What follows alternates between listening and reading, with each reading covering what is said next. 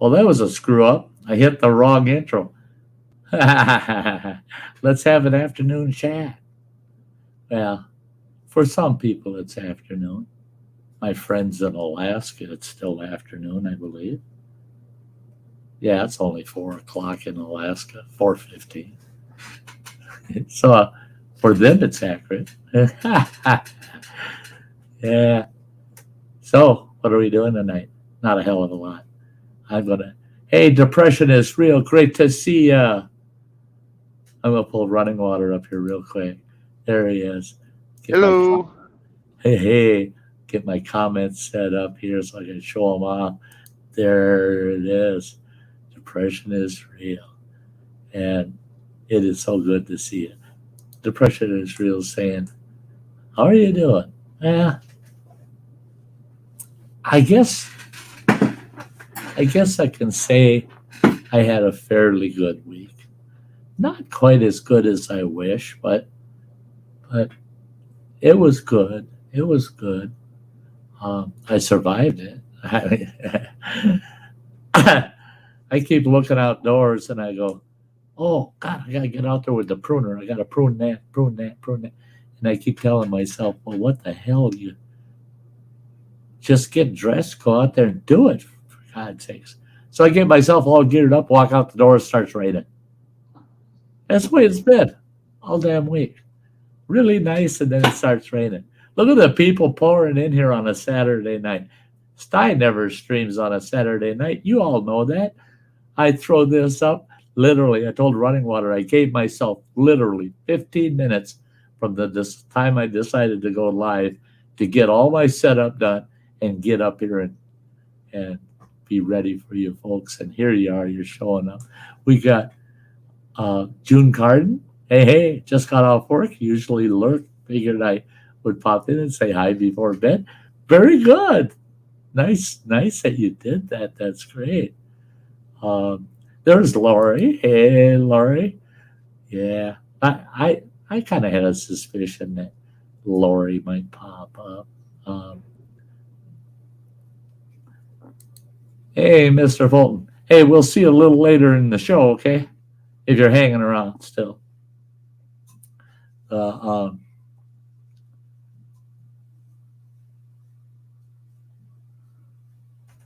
Yeah, you're right. Yeah, no, I go live on Sundays, don't I? No, I'm not losing my marbles. I'm not all screwed up. I don't think it's Sunday. I know it's Saturday. Running Water asked me right away when he come on board, come in the basement. He goes, "What are you doing?" It's Saturday.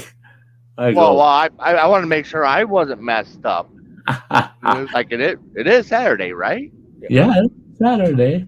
And I told him, I said, it's a boring Saturday, and by golly, I know we're not to be bored. That's on here with you folks. You're darn right. Yeah. Oh, I'm more than glad to go live when I can. I'm more glad. Every time I hang out with you folks, it lifts me up. Hike with Mike's in the house. Great to see you, Mike. And Mike says it feels like Sunday to me. Lori says, I was just listening to audiobook. I was bored. So when you popped up being live, I came over. Yeah, there you go. That's awesome. That's awesome. Hey, you folks, if you got friends out there you want to share it with, go ahead and share it out. Get them to come on over. Now, I'll tell you right now, you can probably tell my voice is off. For the last 4 days, I've been losing my voice. And I think it's because I didn't get to take the one steroid that I usually take for my cancer treatment because my doctor's assistant, who I saw last week instead of the doctor, I'm fixing that stuff. I ain't seeing her no more. If I only see him once a month, it'd be like seeing her 10 times because she's messed up 2 weeks in a row on my medications. I'm on some meds that have to be prescribed each week. It's not where they can have an ongoing prescription. They have to be re-prescribed every week. Well, the one is a steroid, and she's messed that one up 2 weeks in a row. And it reduces inflammation. One type of inflammation you'll get is like swollen glands in your throat, and you'll get an irritated throat. It also reduces neuropathy. Well, I'm supposed to take the first dose the day of my chemotherapy, and then for 2 days after, a dose each day. 3 doses is all. Last week, I didn't even get to take my first dose until a Thursday. So Thursday, Friday, Saturday, Monday, I was right back in getting chemo. So I went 3 days without and then got it. This week, I checked yesterday for the third time this week. Nope. Script never got there. And my pharmacy showed me they faxed the doctor's office twice for them to renew that. And the doctor's office never responded. And it's the prescribing doctor that's supposed to take care of that. So I'm going to have a little bit to shout about come Monday morning. Hey, Justin Anderson. Great to see you there, bud. Awesome. I was telling Running Water, if I lose my voice, that screws my channel all up. People won't recognize me if I ain't talking so much, you know. Yeah, we'll need to get you set up with, like the Stephen Hawking type deal. Yeah. Get me a good computer voice, right? Yeah, my luck, you'd hook it up to AI and it would be saying what it wants to say instead of what I want to say. No, I didn't mean that. Son of a bitch. Yeah, end up sounding like Love Child.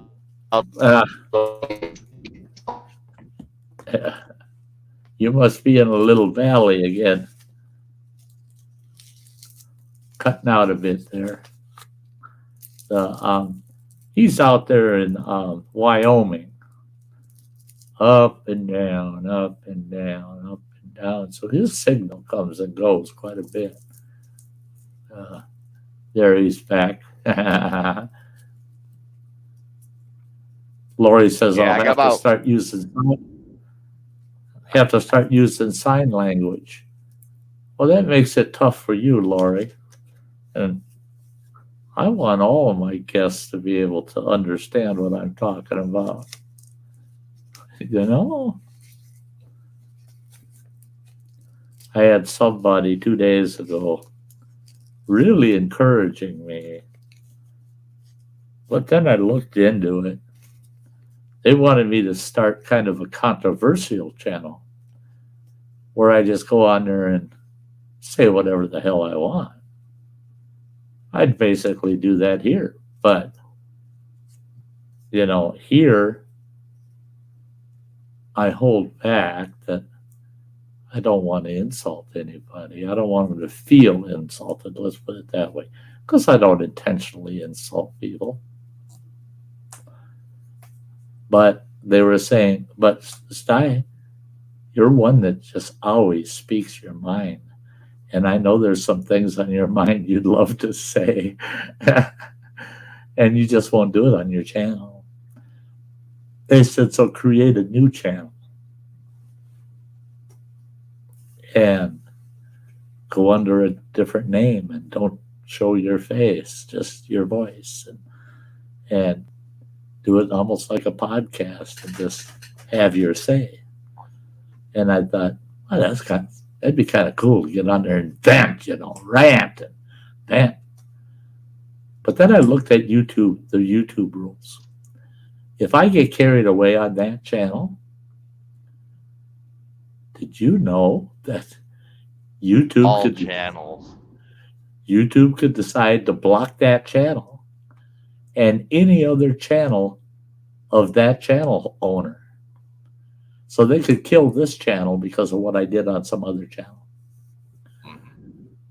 Boy, doesn't that take that took the wind out of my sails right there.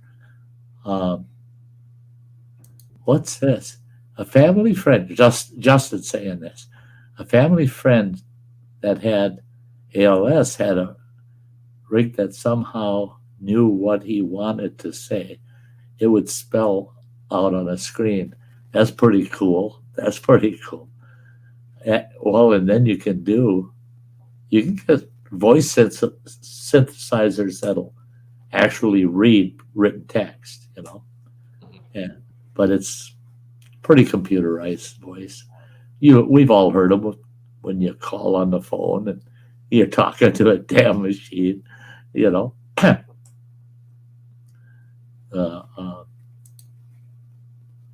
Hey, Kimberly, it's good to see you, girl.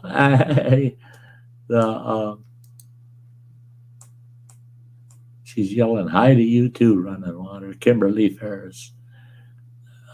Yeah, I got that Rocky Mountain high. Yeah.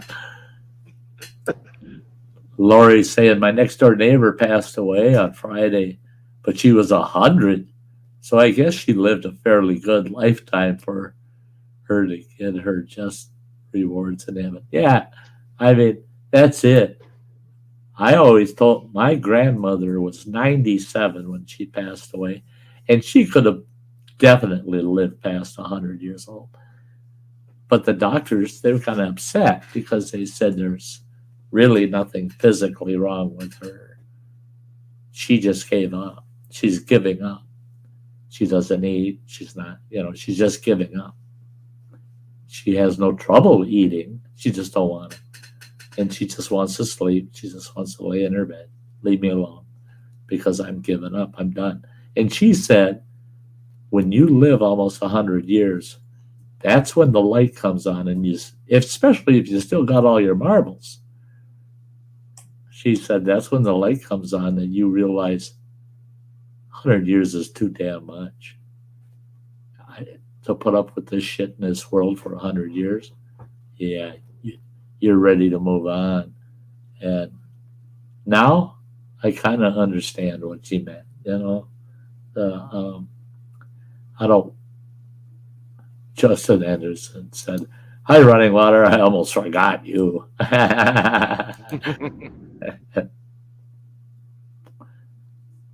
Running Water treated our house here with a really nice surprise the other day. I got to tell you, okay. You guys have heard the Proud Papa thing before, but you're going to hear it again. I tell you what, I'm so proud of my boy. Okay. I need new tires on my truck. I went out there. I did go out there today for about 10 minutes.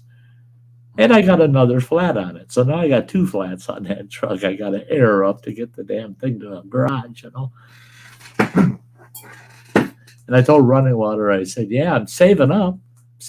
I got about half of the money to put a set of tires on that truck. I'm getting there. I'm saving up. I said, I'm looking forward to it when I can throw new tires on it, get it out of there, get it out of the back, and we're back on the road, do some day trips, just part of a day or something. He goes, you know what he says to me? He goes, I told him, I said, I'm going to get it. I said, I wonder how much a set of tires like those Coopers you got on your truck. I like those. They're great road tread. Excellent off-road tread. Oh my God, they're good. They're good. This winter, that little Ford Ranger of his went through everything. I mean, there was nothing that stopped it. And it was all because of them tires. So I wanted a set on my truck. I said, so if they're cheap enough, that's the set I want to get.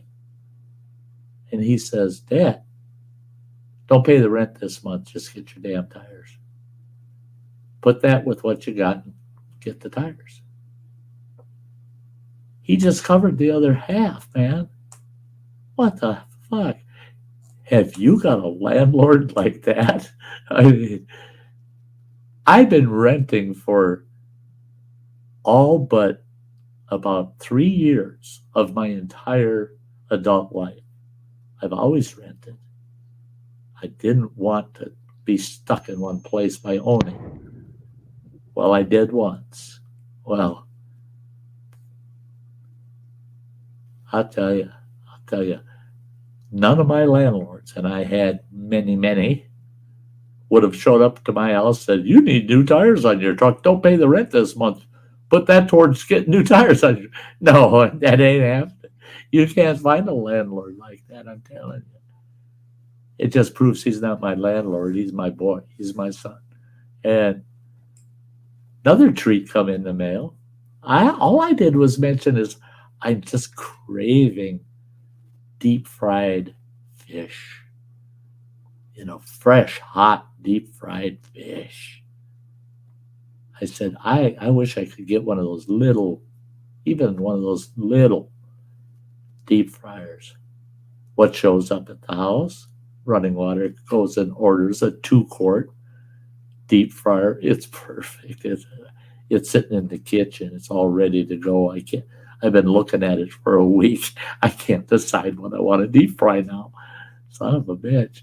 I got to catch up with these people out here in the chat. We had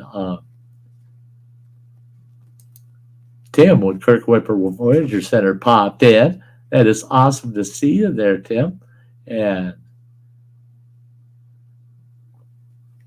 yeah, new tires always brings peace of mind. Mike, no kidding. Especially where I go. I mean, I'm out there in the backcountry beating around, and I don't even know if I got the physical strength in me anymore. If I were to blow a tire, I don't think I could get under that truck, get my spare down, and be able to change it out. I don't know if I could or not. Hey, JDS Flynn, good to see ya. Yeah, the Canucks in the house. Awesome. There's Marine Mom. Hey, good to see you, girl.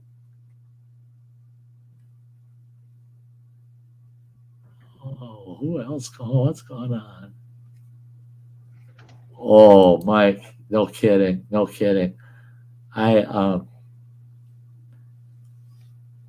We got a couple more weeks, and then we got a few more weeks, and then we get the walleye run. They run up these tributaries off of Lake Superior, and tribal people are allowed to spear. I think I better go rub elbows with some of my tribal friends here in the next couple of weeks, so that when they go out spearing, I get me some fresh walleye. They used to keep me in so much walleye, it was insane. So much. It was just nuts.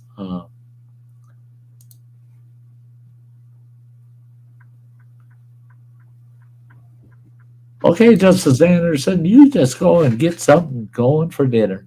Sounds fair to me. I went and I got myself, at one local store here makes really good potato salad. So I got myself a nice container of potato salad. I'm taking half a pack of cheese hot dogs, dicing them up and throwing them in the frying pan, smothering them with barbecue sauce. And I'm having those with my tater salad. That's what I'm going to eat later tonight. The reason I'm eating so late tonight is I slept pretty good last night. I got up real late this morning. 10:30 this morning I got up. But I got 9 hours of sleep. So back the clock up, tells you when I went to bed. But I don't know why. It's the tail end of my chemo week and all the steroids have worn off and everything. I felt so damn tired today, I went and laid down, and I crashed for almost 3 hours. So that means, I'm not going to eat now until after 10 o'clock. Yeah.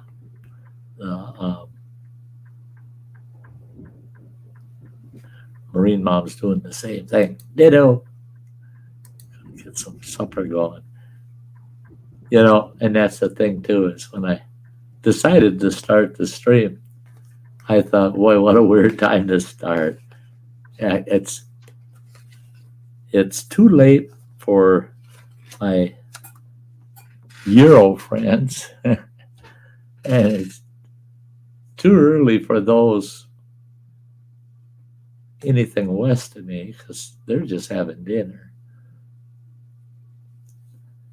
And it's just late enough that my people on the East Coast are either out partying somewhere or they're going to bed for the night.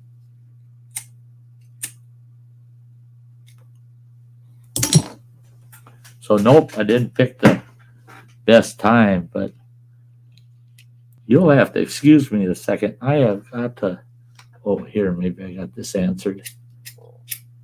Yep, I do. I was going to say, my lighter fell.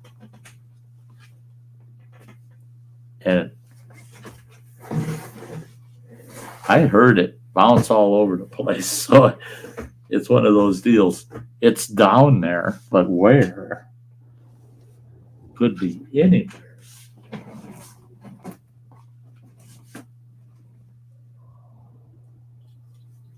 That's nuts. I can't even see it.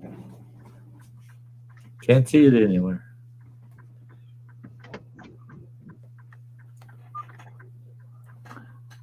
Might have bounced out on that carpet and laying on a black spot somewhere where it's blending in. But oh no, yeah. There you go, Sty. Lose your shit. No, oh. Yeah. Got my fire back. Right between two boxes of paperwork I got here.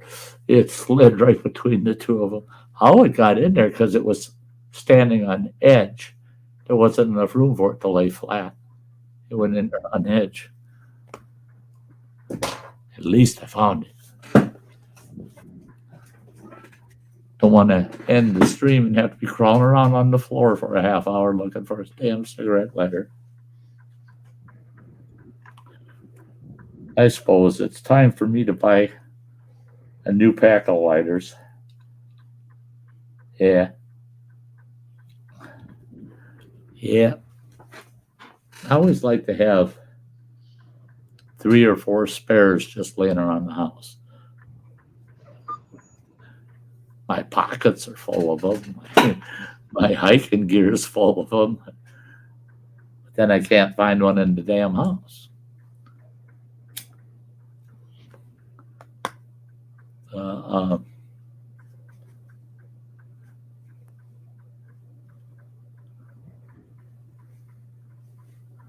Let's see here.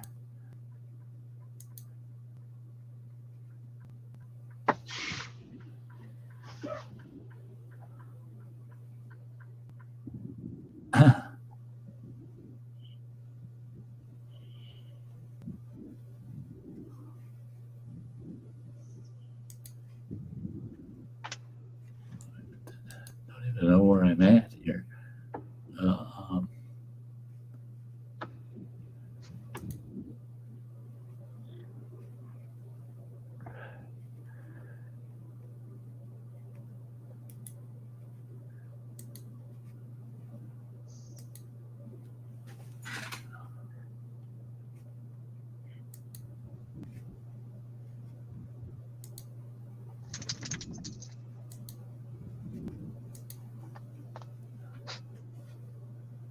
Oh boy.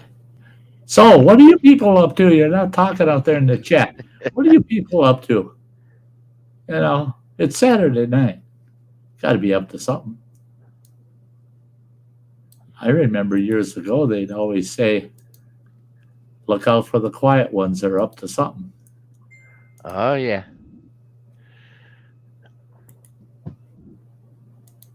The yeah, the quiet ones just never know what's up their sleeve, you know. Hey, Beaner, Jesus Christ, is the sun still up where you're at? Oh yeah. It'll be down in about the next half hour. Yeah, it's been dark here for an hour. Yeah. Kind of a pain in the butt load. Because it's going to Alder, Montana. Oh, Okay, so yeah, I had to go all the way and up to 90. hey, Bradley. You know, Oh, go yep. all the way up to 90. Cut across over to Butte, and go down 15 because I have to go around Yellowstone. I'm looking at Yellowstone right now because it's down there. It's the the Garnet USA mine down there. Oh, yeah. Down by Dillon. Oh, yeah. So Yeah. Yeah. Dylan. Oh, yeah. yeah, it's out there that we're delivering to, but it's out in the woods. They're Yeah. putting in a new garage out at the mine. So Yeah. That'll haul you out in the boonies. Uh, yeah. Yeah. That Dylan area, there used to be a hell of a lot of mining going on in that area. A lot of those mines are being tailored so much back. Their leases are all on hold, you know. mm-hmm. They're not allowed to dig. So they're digging what they've got, what they've got that are open, but they got nothing to follow up with. I was watching a little bit on that and how many people in that industry are out of work right now. It's ridiculous. It's ridiculous. It's same with the energy sector. Totally out of work. Your great cousin, my cousin Jeannie, her hubby is an oil broker, and what he does is it's weird because he doesn't broker deals on selling oil. He brokers deals on oil development sites. He finds where the oil is, the best shot, and then he brokers the sale of that site. He'd been out of work ever since Biden came in office. Within 4 months of Biden coming into office, he was put out of work because they can't sell them because they can't be permitted. So nobody's going to buy them. Nobody's going to buy those oil development sites. They're not going to invest in something they won't be able to drill. Oh, yeah, Bradley. Hate to make you hungry, but I had grilled hamburger, hot dogs, barbecue ribs, and corn wrapped in aluminum foil with butter, salt, and pepper.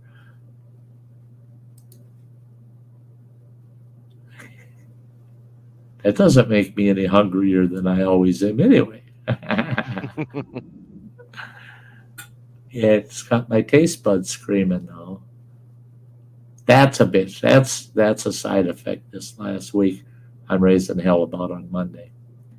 Now I've got neuropathy in my mouth. My tongue feels like a freaking pin cushion, like there's 1,000 needles sticking in it. Same with my cheeks on the inside and down my throat. A constant stinging pain, constant. And I don't know if it's that pain or if it's just a change in the taste buds. But several of my favorite foods just don't have any taste to them, no matter how I season them. I season one thing up some barbecued ribs I made. I mean, I threw jalapenos in there. The second half of it that I ate, I said, I said, the hell with it. I threw a bunch of hot sauce on it. All it did was burn my mouth. I didn't taste the barbecue at all. I didn't taste the meat at all. The 5 cheese potatoes I had didn't taste like nothing. Didn't taste like nothing at all. Yeah. Look at this guy. Look at this guy. He thinks he's the next Elvis, I think. Hey, Sty. How are Yeah. you? Radio Fulton. Yep. And there's the station right there. Yeah, good backdrop there, kiddo. Thank you. Started my own radio business, so Good for you. Good for you. Yep. Re- what you been up to, Uncle Sty? Haven't talked to you for a while. Just holding my own. Just holding my own. Oh, yeah. Not much I can do going through the cancer treatment, you know. How's that working out?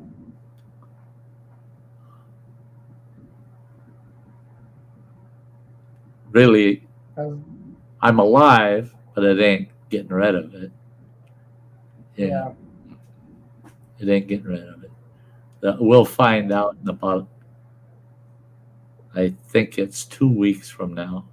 They're going to do another scan, see if it's spread at all, and see how much worse it's gotten in the liver.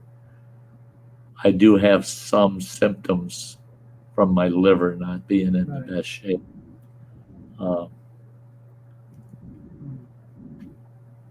And yeah, it is what it is. I take every day, one day at a time, try to get something done or just do something I just want to do, you know. And that's why I went live tonight. I'm sitting here, thumb up my ass. I've been playing PlayStation and watching YouTube and watching movies all damn day with a thumb up my ass. And I finally got so tired of it, I'm going, now what the hell do I do? And I go, easy, just come in here and do a live stream. Just do a live stream. What the hell? Thanks, Bradley. Thanks. Yeah, my prayers out to your family and your own doctor appointments too. Yeah, they're kicking them right back to you, buddy. That's right. That's right. So, Uncle Sty, I didn't tell you this, but my mom had her birthday on Thursday. Oh yeah. So she just turned 44 already, and She's a young been lady. having some kind of she is. Yeah. But she's not been doing well, Uncle Sty. She's been having what is it called? Sinuses or something Oh. like that. Yeah. Yeah. Yeah. That can be a real bummer. Yeah. I don't know what it could be. I'm not sure if it's the allergy Yeah. season or I don't know It what's going on. could be so many things. It could be an allergy to some pollen or something, you know. So many things can mess with your sinuses. I've known people that their sinuses they'll have like a good week and then they're nasty sinus headaches and stuff for a month or more. Then they have another good week or two and then it's back again. Yeah. And the doctors keep trying to figure out what's making those damn sinuses do. Hey, MT Woods Runner, there's my bro. Greetings from Montana. Yeah, my boy Running Water's out there right now. He's heading to Dillon there, MT. There he is. Woods is in the house. He lives right up there, not far from Yellowstone there.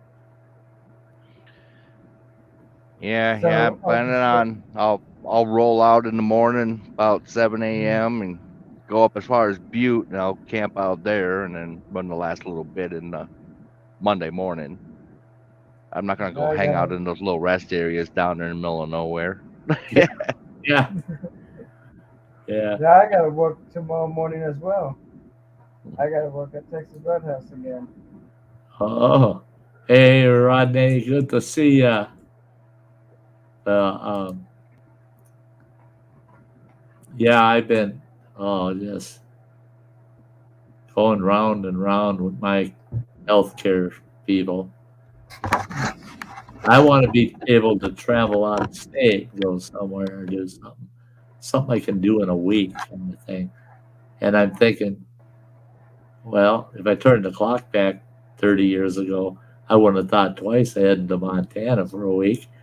It's a day's drive out there all day, all day and all night, and same coming back. So it gives you 5 days to screw off in Montana. I could do that. Now it would take me 3 days to get there, 3 days to get back, one day to enjoy it out there. I, I don't know if I'll ever get on. Oh, look at this guy. Look at this guy. Hey, Nick. What's up? Hey, Hey, hey. Nick. I haven't been up here in a while.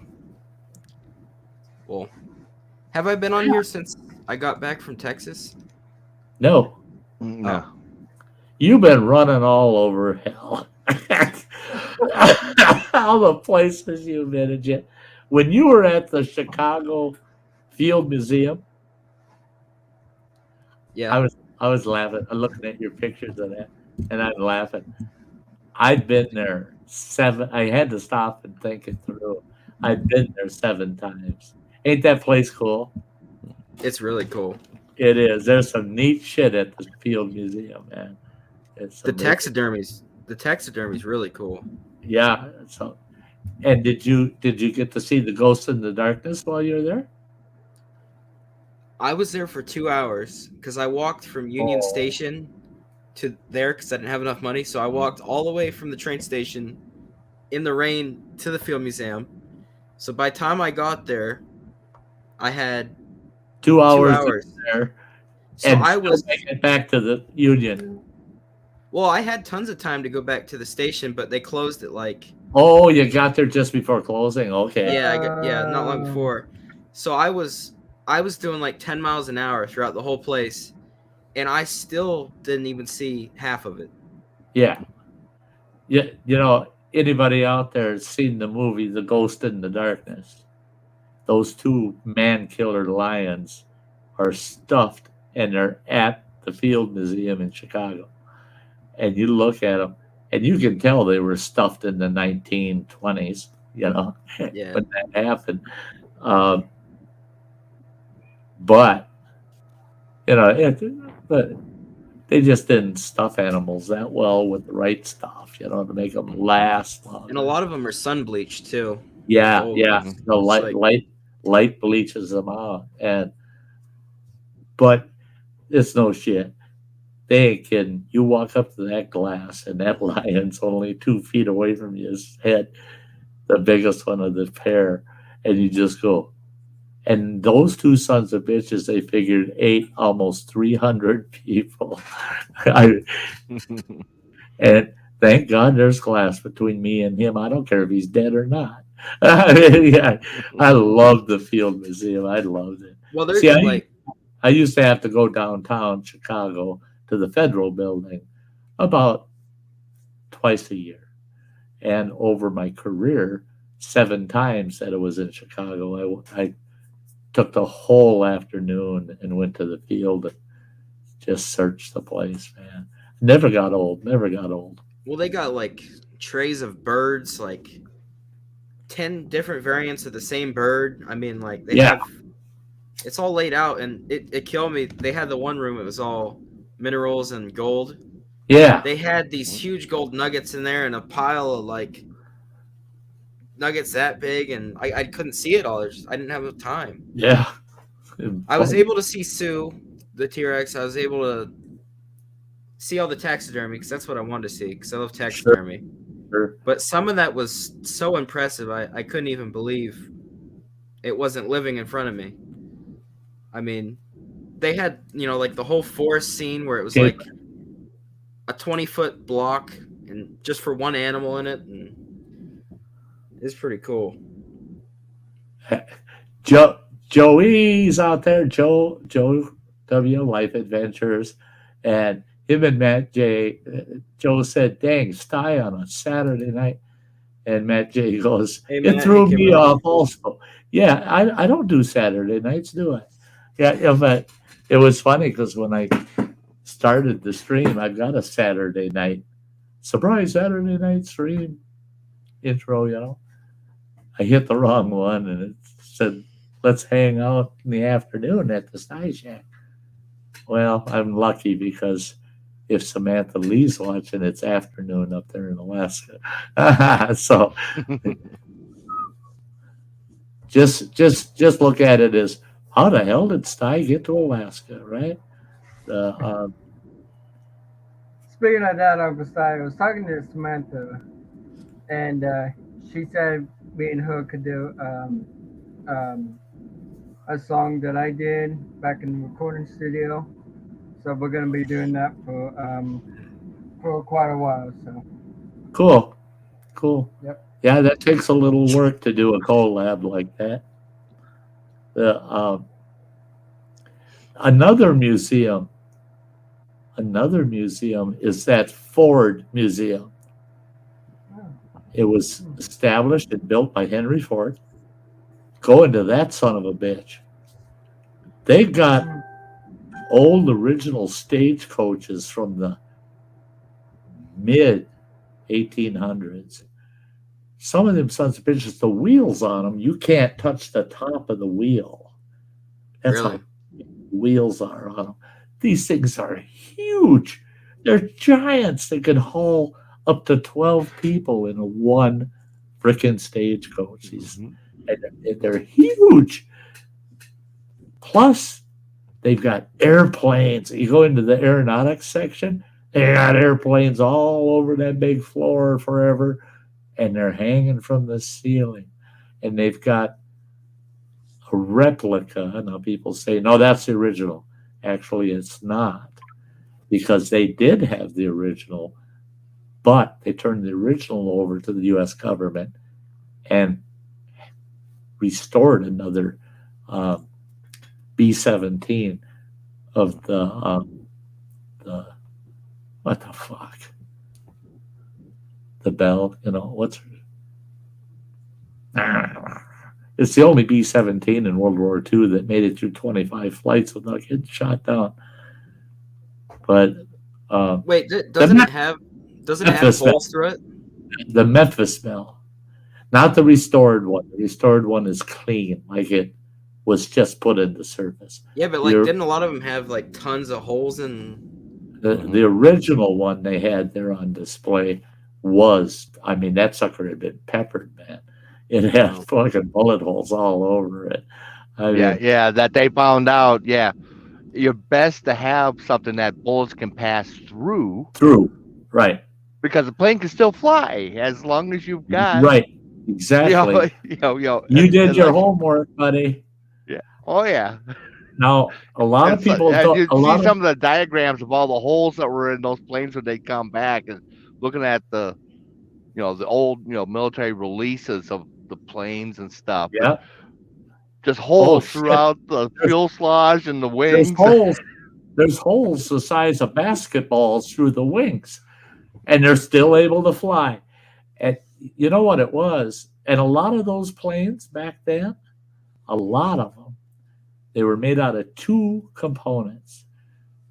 The whole frame of the plane, not the outer skin, just the frame, was made out of one of two things. And the majority of them was made out of one thing. Those two things were wood and aluminum.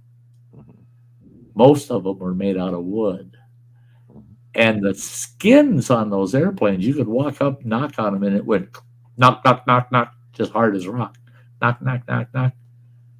It's canvas, and it's soaked in glue. and that glue hardens and stretches that canvas just tight around that plane fuselage. It's you're running around basically in a piece of plastic shit, and there's people shooting at you, And they used to complain during World War II that damn military would rather get their planes back than us. They'd rather we all die, but the pilot makes it back with the plane, because they were just made to shoot through. And there were planes they documented, they have them on film, that were shot down by a fighter shooting through a bomber and hitting another bomber and taking the second bomber down, not the one they were shooting at. That's how thin those skins really were. I wouldn't want to be there. Imagine, and then the wood structure on them, they used a long grain wood, so that the bullet would pass through the wood without it breaking the boards or any of the bowing. Not a single knot in that wood either. Right. They were so particular. You couldn't have a single freaking knot in that timber. It was the cleanest timber, and all framed long grain because they wanted the bullets to be able to go through it and not shatter it, break it. And Matt J. Ice cream for Eat Waste Mike. Ice cream. I wish I had some ice cream, but I got a feeling it wouldn't taste right. God damn it!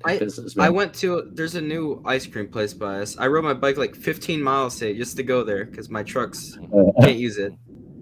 So I went there, and it's like all the ice cream shops we get.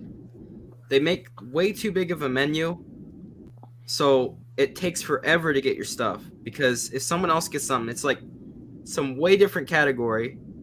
Yeah. It took forever to get I got it like a burger from them. But then the ice cream, I was like, oh, finally, my sundae. I got a peanut butter sundae. So I go up and grab it, and there's Cool Whip on top, so I couldn't really see. It's like they did 3 little rows of a small, tiny drizzle of peanut butter across the top. Oh, my God. Oh, it's like no. $4 too. Oh, yeah. It's gotten so damn expensive. Piss me off. I go to Walmart 2 days ago to get enough groceries to get me through the majority of next week. Because when I get my chemo for 3 days, I don't feel like going nowhere. Stick around the house kind of thing. So I like to stock up. So I figured I'll get about 5, maybe 6 days worth of food. I had this long goddamn shopping list. I went in there. Ugh. I didn't think the shopping list was that long. $251, and it was all fucking groceries except some of these drop-in tablets. My mom was just saying earlier. She got 2 6-packs of, like the normal water bottles. It used to be $1 about a year and a half ago. Now it's $1.50. Yeah. The cat food that she gets was $1.50 a can, and now it's $2.75 a can for the cheap kind. The big can. Yeah. Well, 3 banks just crashed. Yeah, I mean that's always good. Well, I tell you what, when I go out, I keep telling. I told somebody right on the street the other day. They go, "Why do you keep looking up at these buildings around us?" I go, "The way everything's crashing in this country, I don't like standing near tall buildings." They're barely talking about it. It's literally silver and gold just jumped like crazy 2 days ago because of it, and there's like no talk. And the thing is, you got to stop and think about it. I heard somebody. This was this week also. We were talking about the silver and gold market, and they're talking, you watch, it's going to jump. And I said, I totally agree with you, man. It's going to just all of a sudden. And I said, but what difference does it make? Right. What? Okay. You know why it's jumping? It's because the dollar is dropping. So if your gold was worth $1,000 before it jumped, what it jumped to, it's still only worth $1,000 worth of buying power. Yeah. Exactly. You didn't gain. You didn't. I said, don't fall for that shit. Don't go No, invest in. I've seen people get go into ahead. it. Go ahead and buy some, but don't throw all your money into it right now. I've seen people get into it to make quick money off of it, and they end up selling it because it ain't they worth realize it. it's not like that. It's something you hold. It's not right. It's an you don't buy investment. it and then in like a year. Yeah, it's only an investment as long as everything doesn't crash.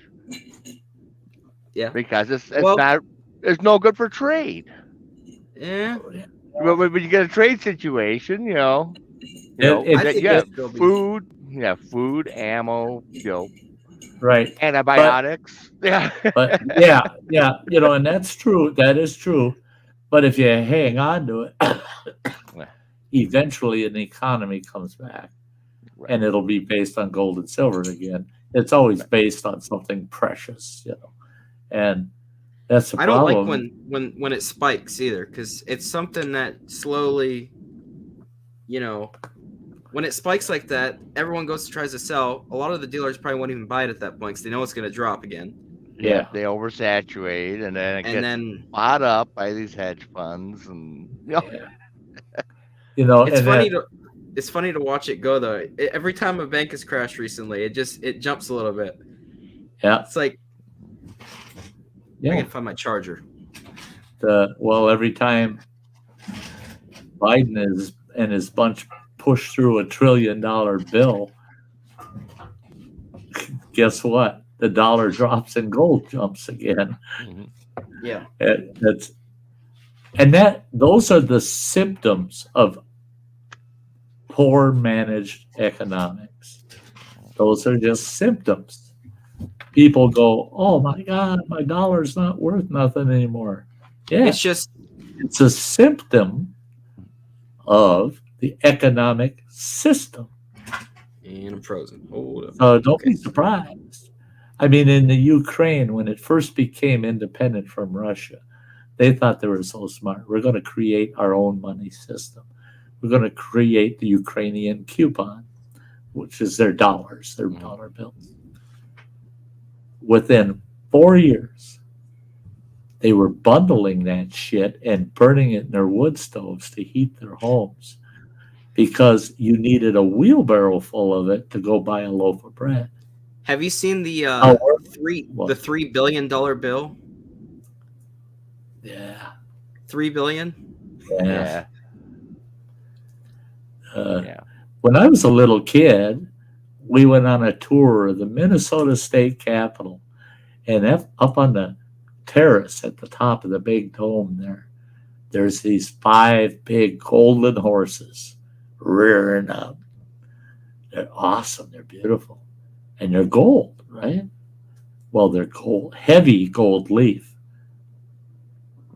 All of us kids were out there with a nickel worked best. Gold soft, man. We all had little handfuls of gold we shoved in our pockets. Then this tour guy comes out and he says to us that if you're caught chipping gold off of these statues, it's a felony, and you could serve up to 5 years in prison for doing it. You look through that whole class, even the girls, everybody looked like we're all going to prison. We're all going to prison because every one of us was stealing gold off them damn horses. Well, they shouldn't have the horses low enough for us kids to reach up. They should be up a little higher. We'll look up. That wouldn't have worked anyways. No, because we would have put somebody on our shoulders and said, "Get some." Like in whatever Chicago, you got to do. Or actually in Texas, down by the Alamo, all the statues, just from people, like a certain spot on it where they put their hand, how much it worn down. Yeah, because of the acid and the oils in your skin. That's what happens. Oh, is that what does it? Yeah. A very good example of that is down in Texas. It's a little northwest of Austin. There's an establishment called Oasis. They're built on a cliff over a reservoir. And the main lodge or bar and lounge, and I mean, the place is so freaking huge, is sitting at the top of these cliffs. Did you tell me about this one? I think so. Yeah. And it's got staircases that go down to platforms that'll have 8 or 10 big picnic tables, round picnic tables with umbrellas on them. And there's like 16 of those damn platforms all the way down this cliffside to the reservoir. And I asked him, I said, what if they fill this gully full of water? And the waiter I was talking to, he says, well, if they fill this canyon with water, we lose revenue. He says, but not a lot, because we'll just move the decks, we'll take them up, move them up, and put them up on the top. We'll just move away from the water if we have to. But he says, yeah, it would kind of take some of the ambience away from the place. And the reason it was so cool is you could go there for an evening dinner, have your dinner and drinks, and the sunset. You could look off to the west. Right, I mean, you can almost see the curvature of the earth. You're looking so far off west, and you watch that sunset. I don't think there's anywhere in the whole country that has a better sunset than the Oasis. And when that sun sets, this super loud freaking siren goes off. Everybody jumps up with their drinks and does a salute to the end of the day and slams down what you got. So it was a blast when I went there. But that whole damn place, bronze statues everywhere of famous people. They had John Wayne, they had all these famous people, their bronze statues there, and animals, dolphins and elk and deer and bear. Awesome, huge. It's almost a museum of bronze statues. But exactly what you're saying, Nick, the bear especially, all around his snout and his mouth was just black. And they said that's from the oils on the skin of people wanting to touch a big grizzly bear in the mouth. And I thought it was funny. I said, you care to explain why that horse's ass is so black on the back end? Everybody wants to slap the horse in the ass. What? What, those were bronze and it turned them black? Like, yeah. Really? Yeah. I mean, black. Well, I don't know. The statues I seen in Texas, it was like, see, I would have thought it was that, but it made it lighter. Like it got lighter. Yeah. And part of it, I think, too, is its sun exposure. They were out. I mean, if they're not in the direct sun, I think they turn more black. It's the bacteria and things that grow on them. Oh, okay. Because a big factor would also be the nickel content too. If it's got a higher nickel content, depending on the quality of the bronze. Yeah. I got a nickel here that's toning. Hey there, Mystic Bunny. Good to see you, Jan. I haven't had the chance to say it, but Jan and John got themselves an awesome tent camper. I'm so happy for them. They're out there giving it a try now that spring's here. I see mine. Ariel Williams. Good to see you, Ariel. It's been a long time. How you doing, young lady? And who else? We had somebody else snuck in here. I seen him. Oh, if I missed anybody, I apologize. I really do. Kathy Gahan is here. I'm not going to miss Kathy. But I thought there was a different one. So I figured I'd get Kathy and then whoever else, but I don't see the other person I thought was here. It's great to see you, Kathy.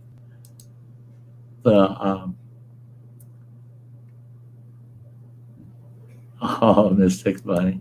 Can't wait to bring it up to East Twin. That's awesome. I'm hoping that I can do at least an overnighter or two in the campgrounds this summer. Um, Travis, he's got me. I was told in no uncertain terms by the director of recreation for the whole Chequamegon Forest, Great Lakes Divide,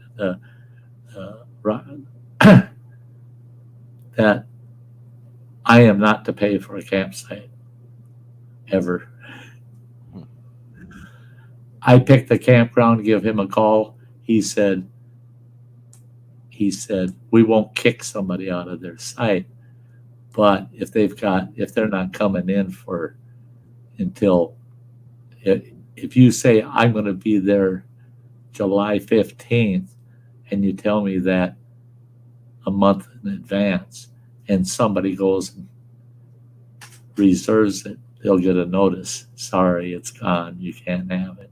He says, I'll put it in the system is closed, that site.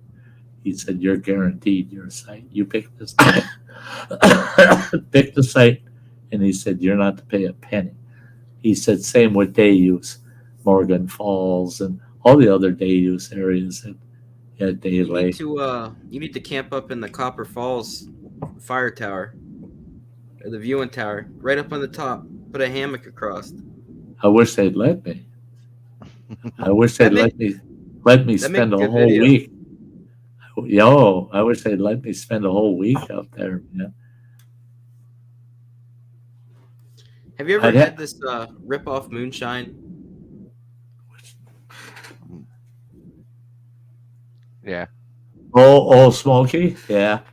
This is only 70 proof, but Yeah. I just the little samplers. I had blackberry, but this one's really good. It's apple pie. Yeah, the apple pie is good. Yeah. The thing is nowadays, and we got a store here, Made in Wisconsin store, and they sell tons of different moonshines in there. Oh, None of them is are that the place- yeah, we were there, Nick. I didn't see them in there. Well, I couldn't buy alcohol then, so I didn't. Look. Yeah, probably weren't looking. But they've got a couple of big displays that are just covered with moonshines, and that one wall, the big section of it, is all moonshines. But not one of them is over 80 proof. Not one of them is over 80 proof. I have relatives that make them. Yeah, we've been down the moonshine trail ourselves. Yeah. Yeah. The real stuff, oh Lordy. I think back to it. You got to do the. It was so sweet. It was so sweet. And it went down so smooth. And then it kicked the living shit out of you. You just, oh shit. And it's, yeah. And you get that nice caramely aftertaste. Yeah. Like the but peach. There's a gas station by me that sells. Well, they got the big jars of this. It's like it's not real. I mean, it is moonshine, but it's not what I say it is. It's not. It's just not home still. That's all. Well, that Popcorn Sutton. I don't know if you've ever seen the videos of him.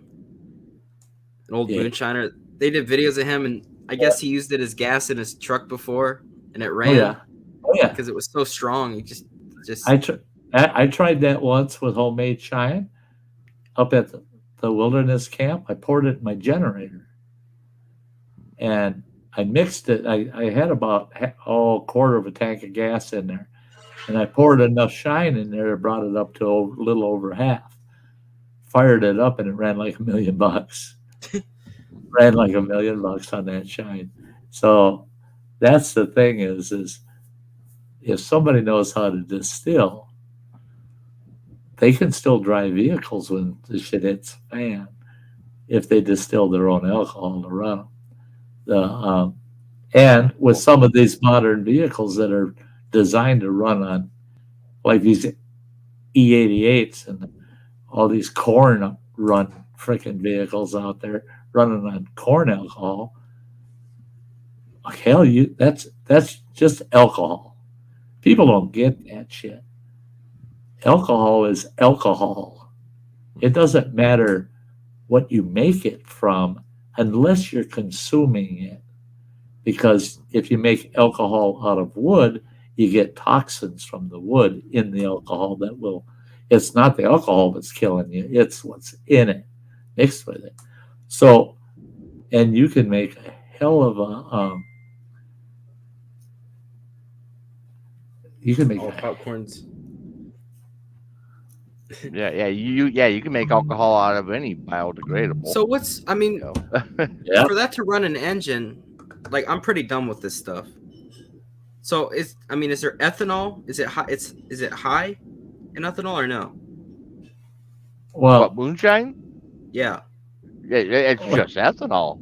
it's Okay, yeah. so that's just ethanol. It's ethanol is nothing but an organic based alcohol Oh, okay. made out of So organics, that's what's and typically corn. And okay. but they can make it out of wheat, barley, out of any soybeans, sugar beets. They like using sugar beets because they use less sugar in the process. of Oh, so making just, yeah.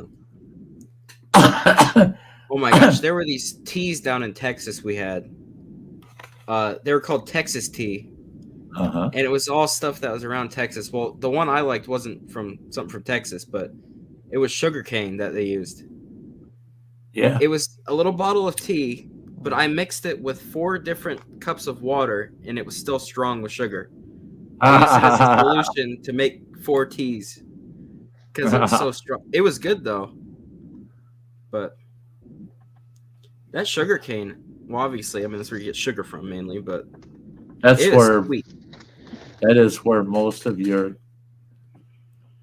processed white sugar that you use, almost 100% of it's coming from sugar cane. Now, years ago, back in the 20s, 30s, and 40s, in the United States, almost half of the sugar produced in the United States came from the sugar beet, from sugar beets. My grandfather used to raise sugar beets because they're easy to raise and they get that damn big. Yeah, because you can't grow sugar cane here, can you? I mean, really, No. it's just not warm enough, and Right, wrong climate. But the sugar beet grows like mad. I mean, it gets huge and it's packed full of sugar, and they taste like shit. My I know grandpa the used deer to, like eating the tops my, of them. my grandpa used to always say, "Oh, but the small ones, they're really good." I know they taste like shit, but but on his farm, you'd see mounds of sugar beets that were 30, 40 feet high, piles of them at the ends of his fields when they did harvest. And then the big trucks would come in, and then the big conveyors are loading all of them up in the trucks, and they're heading right to the sugar plant to be made into sugar. That was Yeah, one thing.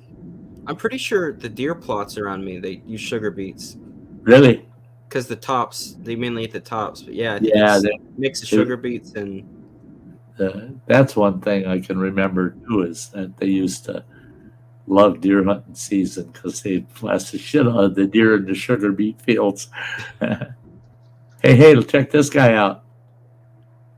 Good to see you. Jeez. Sir, What are you doing here, Matt? Walton, Nick, so Scott, Running Water, everybody in chat, Noreen Mom, Joe, Mystic Bunny, cheers. Mystic Bunny knows Joe's- there you go. That's what a sugar beet tastes like. Dirt. Yeah, you're right. Yeah. I'm sorry I said they taste like shit. But I don't usually grow beets, but this year I am because last year usually I only eat them if they're pickled, pickled red beets. But I had some just boiled last year and I loved them. hey, Gemma. Gemma. Hey, I love pickled Hey, beets, Gemma. man. Well, I got like little small ones last year, and we just boiled them, and I just put salt on them after, and I loved it. It had a bit of a dirt taste because I didn't really wash them off, Oh, yeah. but they're pretty good. I bet you at least twice a week when I was growing up, at dinner, the vegetable was boiled beets. my mother would sit there and she'd skin them and scrub them and slice them and throw them in a kettle full of water and boil up a ton of beets for the vegetable for dinner. We ate beets all the time. It was when she'd come out with a couple of quart jars full of them little baby goddamn pickled beets. That's when people were stabbing each other with forks. That one's mine. Yeah. Beets are actually good for your blood pressure, not blood pressure, but it's good for your blood. Yeah, it is. It is. Beets are good for you. And Mr. Money said pickled beets taste like sweet pickled dirt. Oh no! And pickled beet eggs. Whenever we're done with the beets, we just throw eggs in the mix after that, and it's You know, That's they good. used to. That was one thing that they, and I'm that fucking old. Isn't that ridiculous? When we would color eggs, my grandmother, half of the dyes for Easter were all homemade. They weren't. She didn't go and buy one of those dye kits or nothing like that. Hell, they were hard to find when I was growing up. She made the dyes for those eggs, and the beet juice was the best one, man. Holy shit, them eggs! They just I've seen some man. old recipes for dyes. One was like red cabbage Yeah, and yeah. You know, actually, blueberries. red cabbage was weird because you actually got almost a purple colored egg out of them instead of red. Yeah, And it should be purple cabbage because it looks. To me, it looks purple. right, it's But- more purple than red. I don't know. Oh, Jim is struggling right now. Prayers out to you, girl. Prayers out to you, girl.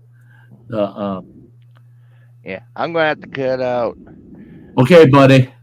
Gotta go grab food before they shut it down. headed out too. Hey, don't get charged by the bison.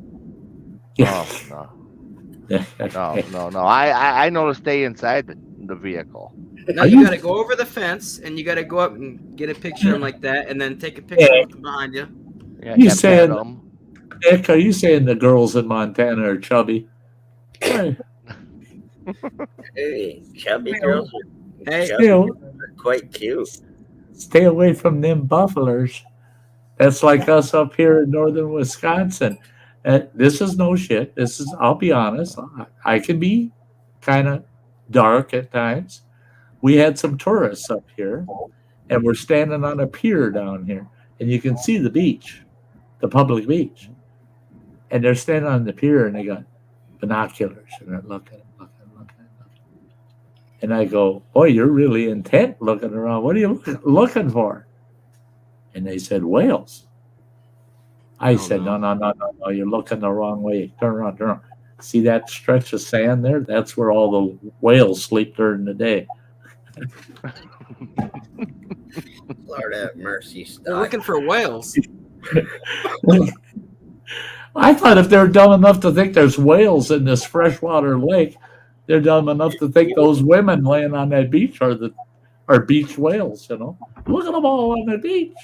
Yeah, they sun themselves there. Sea lions. Yeah. Yeah, and that's what some of them sound like too. Uh-huh. Kathy's laughing. Thank you, Kathy. Hey, Mad Kiwi.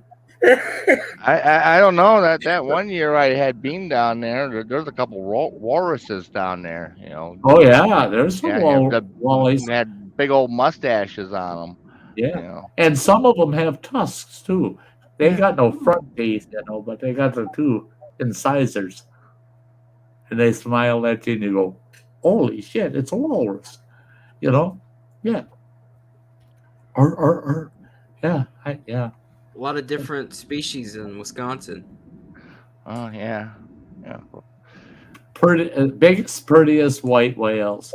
That's the problem there, Mystic Bunny. I would say 20% of those gals are actually quite attractive, even though they're large gals. I tell you what, one of the most beautiful women I've ever met in my whole life. She weighed 400 pounds. She managed to get down to 365 before she passed away, but she was beautiful, that woman. And she knew how to dress, she knew how to act. I don't, I don't, if anybody ever noticed her weight, they weren't paying attention to her because she had the best part. Did you know her, Donnie? Um,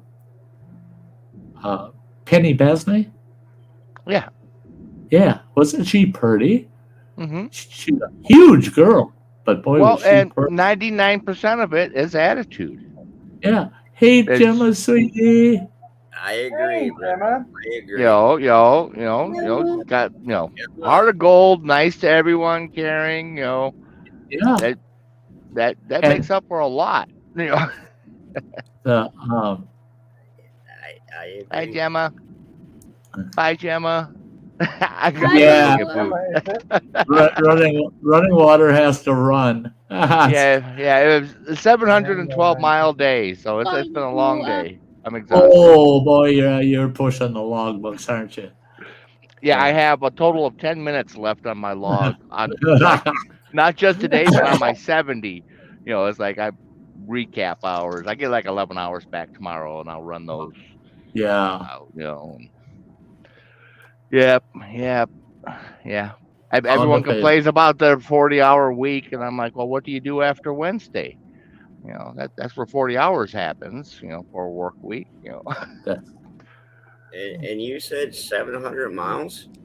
Yeah, 712 miles today. That's what, like 6 hours or something like that? No. No way. That's Eight? No, that's That's 10 hours 14. and 50 10. minutes. Oh shit! Yeah. Well, I'm old school. Back when I drove, we were required by law to base all of our hours on 50 miles an hour. They don't do that anymore. They do it on base of what the miles per hour that on the highway you traveled. Back then, it was everywhere in the U.S. 50 miles an hour. Period. That's all you can claim on your truck. So if they see that you drove 500 miles and you did it in 9 hours, yeah, And you it's get all cited. electronic logs now. Yeah, it's all So electronic. Oh, so he and, can't and he I can't can't cheat fudge it. he can't fudge the numbers. And my truck is governed out at 70 miles per hour. So Yeah, just even though found it. Wyoming's 80 mile per hour speed limit, I'm stuck at 70. Yeah, just You know? found it. You got to take that governor out. Yeah, I wish he could. Yeah, but I like my fuel bonuses. So True. That's The fuel bonuses you get. Yeah, that's good. Yeah, leave it where it is. That fuel bonus really pays off. yeah. So, but y'all have a good one. Catch you next time. Probably see you tomorrow night. So Good. Yeah. I'll be here Yeah. tomorrow afternoon. I should be parked well before your show starts. So Okay, cool. all right. Catch you later. It'll be in the middle of NASCAR. Yeah, sorry. Sorry, Matt. I just, it's just old habit. Actually, this weekend I can't watch NASCAR because it's on FS1. Not on a local channel. I can't watch the race this week. It's good to Oh, see you, shit. Uncle. I'm surprised you're streaming today. So am I. I was feeling kind of bummed and just didn't know what to do with my time tonight. And I all of a sudden the light came on. There's always something to do. It's called jump on YouTube and do a stream. So I decided I'm gonna, because Yeah. if I wasn't here, I don't know what the hell I would have been doing because I was so bored. Yeah, my pal. Thank you for going live. I appreciate it. It did throw me off that you're on a Saturday. Yeah, I thought it would throw a few people off. Yeah, I just saw the notification in my Facebook. I was like, huh? I said the exact same thing, Gemma. My sister. Here, I'll show Mystic. My sister made me this 3D printed statue of a Morel. And it's got a little face on it. Nick, that Morels look a little weird, but that's my favorite. Nick, that looks pretty cool. I've got like a keychain that's a Morel. I've got a huge 50-pound cement statue of a Morel in my garden. It almost looks like a troll though, in a way. With the hair. Well, they call it other things, but how are you, Uncle? I'm fair. It's a little rough being limited on what I can do. Frustrating. Frustrating. Yeah. I see so many things I want to do that really just a little over a year and a half ago, I would have just gone out, done it, not even think of it.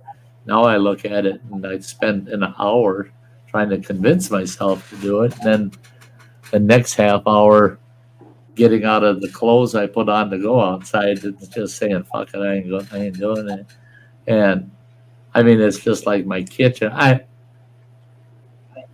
I'm pretty fastidious when it comes to my kitchen and bathroom, right? I just like those two rooms to be the cleanest rooms in the house. Well, my bathroom, I got to mop and scrub the toilet, sink and shit. I haven't done it for 2 weeks, and that's not me. It's usually 3 times a week. And my dishes, I haven't touched in a week, but that's not so bad because 90%, 80% of the food I eat right out of the container it came in. Frozen foods, deli foods, things that come in containers. I eat right out. The thing is, you have to remember is, you've got certain limitations that you can't do, and the thing is, you can only do so much during the week that your body can let you do and what you can handle, and everything in between that can wait. It's just the way it is. Well, yeah, it's at that point where some of those things that are right on the edge there, they just have to wait. They just have to go undone because I ain't going to get it done. I just ain't going to do it. I know I ain't. It's not that I'm lazy. Today I had. So I could do with your advice. I don't know if you read what I put in the chat. Sty, in the chat. I got a phone call yesterday morning from my mum at 2:30 in the morning, bawling her eyes out on my phone. She woke me up. Nan got rushed to the emergency ER yesterday morning. She'd had a second fall at her care home. She's broken her hip. It's more severely confused than what she usually is, and she assaulted a paramedic when they got to take her to hospital, and she's gone completely doolally. And now I've been banned from seeing her again, which sucks. I haven't seen her now since the beginning of March. And we're now beginning of May. So it kind of sucks because not only am I having to deal with her moving into a care home, I'm now having to deal with her being back in hospital for a 3rd time in 10 weeks. It's just getting rather tedious. Yeah, I bet. Hey, Dr. Smith, great to see you. Hey, Dr. Smith. Gemma, I'll actually pray for you, Gemma. Hopefully, Nana gets better soon. Hopefully. Thank you. I hope so. Just it's to me, it's difficult to process it because she was getting better and she was doing well, and all of a sudden she's gone from doing well to vroom, crash, bang, wallop, all within the space of 6 weeks. I'm just like, really, come on. It's just been a bit too much to take, and being woken up at 2:30 in the morning by my mum crying yesterday morning was a bit too much to handle. Yeah, it gets hard. It just gets hard. That's like that's why I brag up running water so much. He doesn't go there. He doesn't try to. How should I put it? He doesn't intervene in my choices and decisions, and he hears it from another family member about how I can't do this or can't do that. Running water says he shouldn't be doing nothing. He shouldn't have to do anything. He should be able to just tell everybody else, "You fucking do it. I'm going to sit here and play PlayStation." But he knows, and he comes right out and says, "I know you're not willing to stop doing things. You're willing to stop doing things you know you can't do, but you're not willing to stop doing the things you can do." That's true. I'm going to do whatever I can, man. I don't give a shit if anybody likes it or not. If the doctors tell me to slow down, I speed up. And then I pay for it sometimes. Just being being hard headed. Mr. Fox, can you mute? You've got really bad feedback coming from your Michael headset. It's driving me nuts. He is muted. Yeah, he is now. He wasn't. He just muted, I think. Feedback from his Michael. It was really irritating. I see everybody talking about their temperatures all around. 80. I think Matt was the first one said it was 80 degrees. Was that you, Matt? Yeah, I started it. Yeah, you said it was 80 degrees at the town. Yeah. Fair. Yeah. It's right now for me in the UK. It's currently 13 degrees Celsius here. It's fairly warm for us for this time of year. Here, too bad. Here where I'm at, we got a balmy 43 degrees, and that sucks because today's high was 45. It's 57 right now, and 4 days ago it was like 30. So that's a good jump. we had mixed snow, rain, shit going on for the last 2 weeks up here. During the day, it would snow. Then it would snow at night, and during the day, it'd rain. Back and forth. And just always cold and wet. Hey, we get so much hail here. So much hail. Like, if you go down our one main road here, all of the houses that have new siding that is kind of thin, there's so many holes. The whole side looks like a piece of cheese from all the hail. See, that's what I don't like is that heavy hail. And it gets your plants and, I mean, just everything. Just windshield. It's your vehicles that'll fuck up. Friend of mine bought a brand spanking new Chevy Sierra pickup truck with every feature you could get on that freaking truck. Everything. And I planned a trip to go visit him the weekend after he picked it up. He picked it up like on a Tuesday. And I was coming that weekend to see it. Well, that Thursday, they had a hailstorm. I got there on a Friday afternoon. And I go, that ain't right. That is not right. There wasn't a square inch on that truck that didn't have dimples that were 2 inches around in it. The whole truck. And the windshield was gone. And the driver's side windows is a crew cab. All the windows on the driver's side was gone. Both mirrors were broken off of the truck. And he said all I could do is stand in my house and cry. Because his garage was full, had vehicles in it. He said, and you can't go out in that shit to try to swap shit around. No. You get killed, you know. Lori's closest to my temp, 50 degrees. Lori? We get a lot of that. Hey, cheesehead. We had a big thunderstorm here today. I said cheese. You said cheese, and that brought Cheesehead flying I right cut over. the Hello, cheese. Cheesehead. But Cheesehead, a lot of times you don't even have time to cut the cheese. He's already chowed it down. Yeah. That's one cheese lover, that boy. Does he really like cheese that much? Oh, he loves cheese, and he loves cheese. Larry, I can't deal with 58. No, I'm cold. I don't like it. I don't like it warm.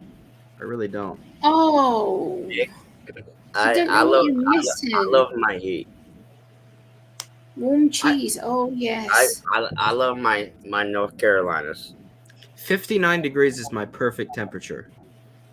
If you My used to come over point- here to 59. the UK, Nick, and you That's- did not have warm cheese, people would be like, "What the hell's wrong with you?"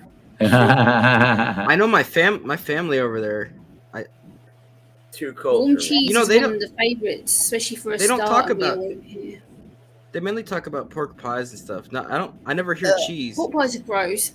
What? What the hell? Pork pies are gross. You live in England, you won't eat a pork pie? No, hell What no. about- Disgusting. What about blood pudding? Take it or leave it? But you won't have pork pie.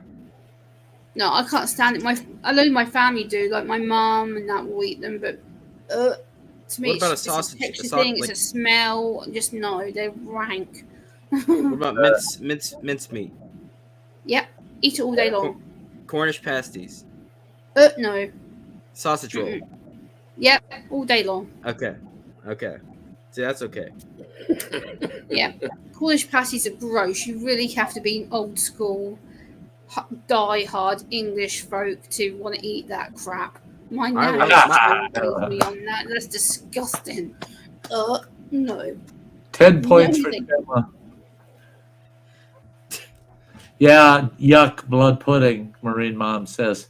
When I was growing up, blood sausage was a big deal. And We do have blood sausage over here, but it's not as popular as it used to be. It used to be really popular, but yeah. Now When, Is, when I was growing up, certain holidays, we always had blood sausage.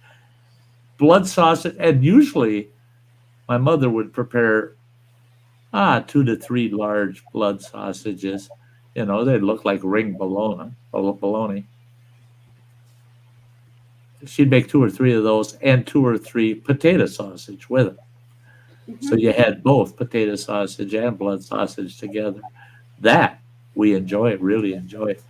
But when you watch them make that shit, you kind of change your mind. That's like head cheese. Anybody eat head cheese? When I was a kid, the kids at school would freak the hell out. Lunchtime, I'd sit at a lunch table, pull my lunch out of my bucket, throw it on this big, thick-ass sandwich, and they go, "Wow, what do you got on that? Head cheese?" Holy shit, the whole table would clear up. It had nothing to do with head cheese. Well, it wasn't until I was about 14 and I was working in a local grocery store, and the butcher there, I told him, I said, "Boy, that's some good looking head cheese. I should get some of that, take home." He goes, "What do you want to eat that shit for?" And I said, "Well, it tastes really good." He says, "Do you know what it's made out of?" I said, "Yeah, pig heads." He says, "Well, there is one ingredient that's not on the head," but he said, "Just look at it this way. You look at head cheese, that's ears, eyes, and assholes. That's all you're eating." Meat's meat, I guess, if it's ground up. I haven't eaten head cheese ever since he said that.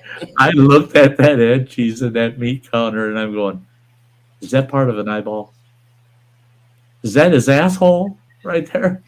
You know, I started seeing shit in there that really wasn't, but that's what people say about some of the sausages over here, British sausages. Like if you say to someone, "Oh, have you had a British sausage?" The instant reply from a British person to a person who is not from Britain, they'll be like, "Well, you do realize you're eating brain, bollocks, and basically the innards of a pig." And people are like, "That's not true. No, it's not." I'm like, "Yeah, it is." See, now, Now, And pork like you show them pies. like the sausage ingredients on the sausage packet, and you turn it over and you go, read this, and all of a sudden you'll see brain, you'll see shoulder or something, and people are like, They oh my use- god, I just ate that. I'm like, yeah. They use really good cuts of meat for pork pies, though. That is Yeah. one thing. Yes, I do. Yeah. So Now- you're not getting Pork brains. pies are seen as a delicacy over here, especially within I like the when- northern part of the UK. It's more of a known delicacy. I like when there's boiled eggs in them. You can fit like 3 in there. Yeah, and then when you slice, it's like But a. if that has a boiled egg with it, yes, then I'll be tempted to eat it. But pork pie on its own, no. No. That's like Chinese food now. Now, Marine Mom says, Mom cooked that once, and a cow tongue once. She had to throw it away because she didn't want to keep peeling it. Ew. Now, cow tongue, they're quite large. If you once you learn how to truly prepare it, what we would do is we'd blanch it, boiling water. I mean, roll and boil. Throw that cow tongue in there. Let it sit in there for about 10 minutes. Haul it out and fillet it like a fish. And you fillet all of the tough skin off the tongue. And the rest of it then Justin. Justin, come on now. Oh, Lord have mercy. Real quick, Cheesehead said he made a mac and cheese hot dog soup. Mhm. Yeah. I just picture like a lot of water and then just hot dogs, whole hot dogs floating in it with mac and cheese. Nick, No. you gotta do it with the ramen noodles. it's creamy. Ramen mac noodles. cheese. Ramen Wiener. noodles. Raymond? I think mac and Raymond. cheese here is like creamy. It's a creamy pasta dish. Your mac and cheese isn't the best over there. We use a lot of cheese. We just put the cheese and just.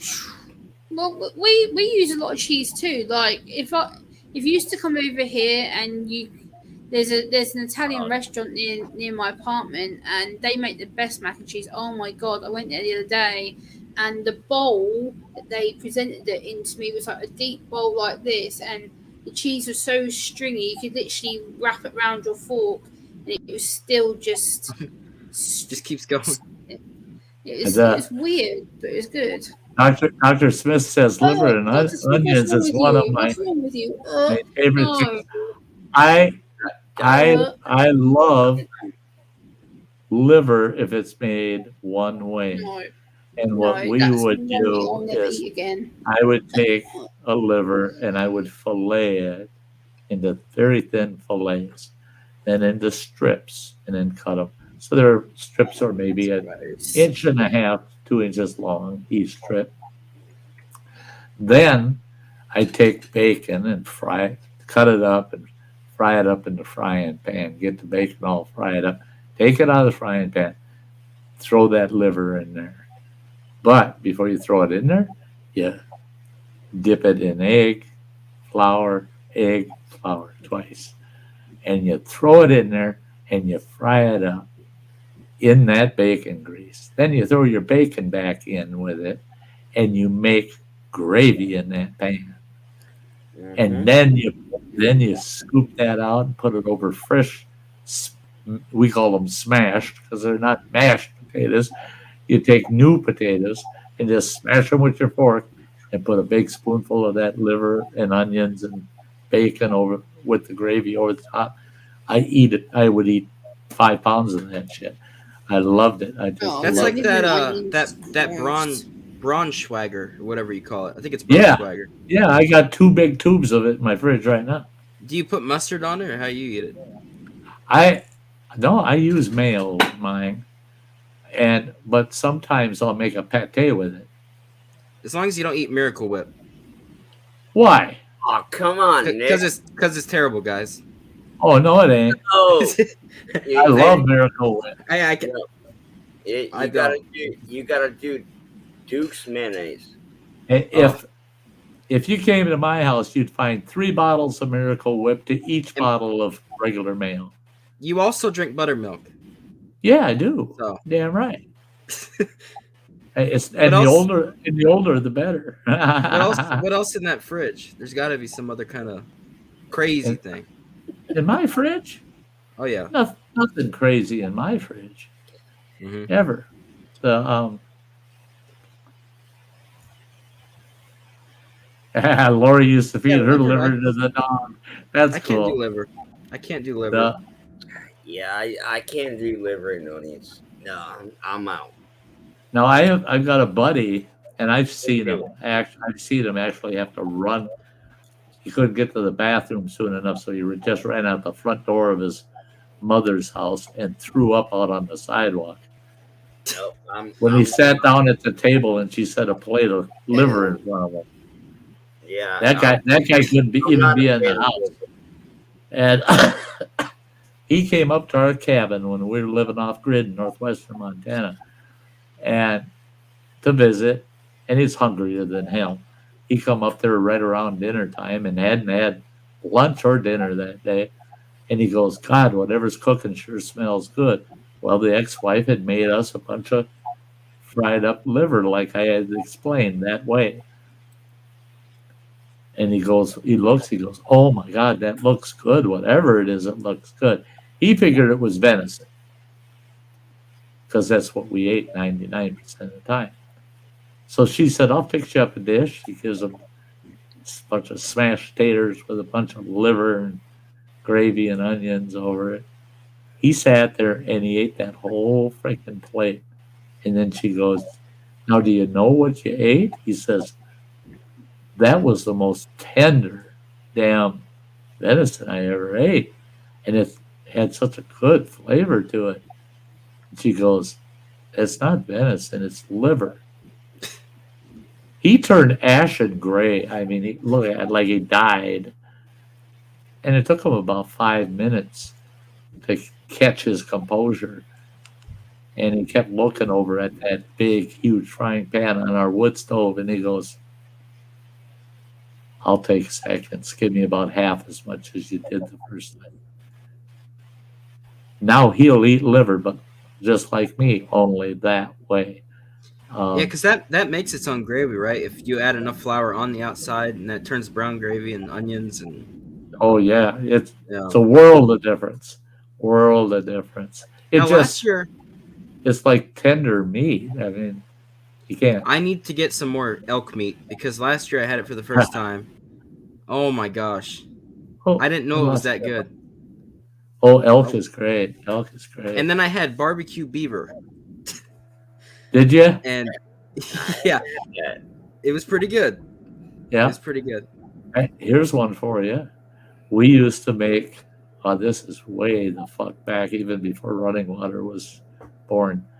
But we used to make beaver tail and split pea soup. Really? I do like split pea and ham soup. Yeah, it's like split pea and ham soup. The beaver's tail's got a lot of fat in it. A lot of fat in it. And again, if you parch the thing and pull it out, you can skin it. You can skin that tail so easy. And you just throw the meat with the tailbone in it back in the pot. And you just watch for the tailbones, you know. And after it boils up with the peas in that pot, peas, onions, carrots, all that in there, then you pull the meat back out on a plate and you cube it. Get as many bones out of it as you can, and you cube it, throw it all back in. Let it simmer for a while. I've had people say, that's great, split pea with ham soup. And no, that's beaver ass you're eating. Yeah.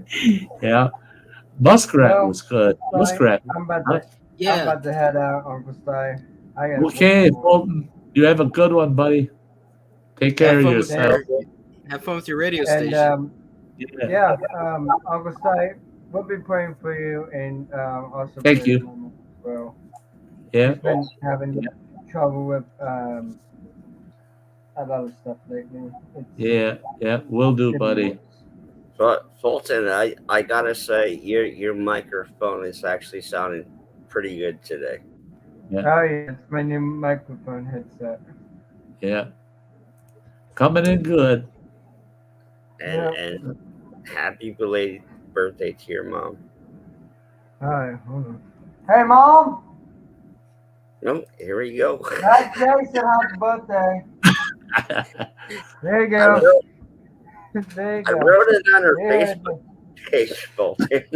I know. She heard you. That sounds pretty interesting there, Marine Mom. Only thing I've used chicken livers for was to catch leeches. Now, All right, I don't, Sty. I don't, I'll talk to you we'll later. see you, buddy. I have See ya. eaten chicken livers, but not many. And pickled turkey gizzards. Oh man, I've eaten a hell of a lot of them. I'd like to find somebody I can get some like deer jerky from. Oh shit! I wish I was still hunting and up at camp, man. I would have sent you 20 pounds, 30 pounds. I'd tell you smoke what, a whole fucking deer for you. I loved it. I had a TP style smoker, and I could smoke 2 deer at a time in that son of a bitch.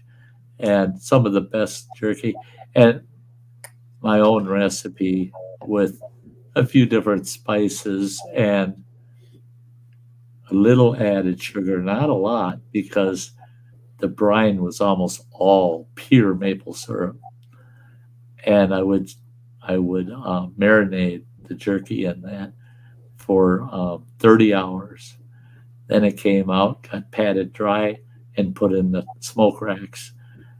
People come and visit me, and I'd have my regular jerky, my hot jerky, and my gold label maple jerky, right? Oh, hey, Sty, can I grab some of your jerky on the way? Yeah, go ahead. They'd leave, and I walk over, and I go, what the fuck? All they took was the maple jerky, and they took half of it. I couldn't keep the maple jerky around. People just loved it. They said the good, rich venison flavor was still there, but it had that sweet with a little tiny bite to it. They said it was so perfectly done and chewable. And For- Mystic, yes. When I went catfish Yeah. fishing, they use eels, chicken liver. I Oh, seen yeah. people around here. They do really good on just a big marshmallow. Yeah, that too. Yeah. I've seen them. Oh shit! Way back in the 70s, using marshmallows on the Mississippi for cats. I used to Yeah. throw whenever I trap raccoons. It's called a dog-proof trap. It's like a little can, and I just put a marshmallow soaked in imitation vanilla. You shove that down in there, and Oh yeah, they I smell. use them for all kinds. They smell that vanilla, and they get there and they see that Well, marshmallow. And they just When it hide. goes in, it sticks on the trigger too. Oh Sticks, shit! gets gooey on it, and all you got to do is pressure wash the traps when you're done. Yeah, So it's like, but the catfish. I just had for the first time because I've never kept one. I had it down in Texas. It was Cajun. It was like that big, Yeah, and I ate it when it was 90 outside. catfish nuggets. the Nuggets. Marine Mom misses the northern eats.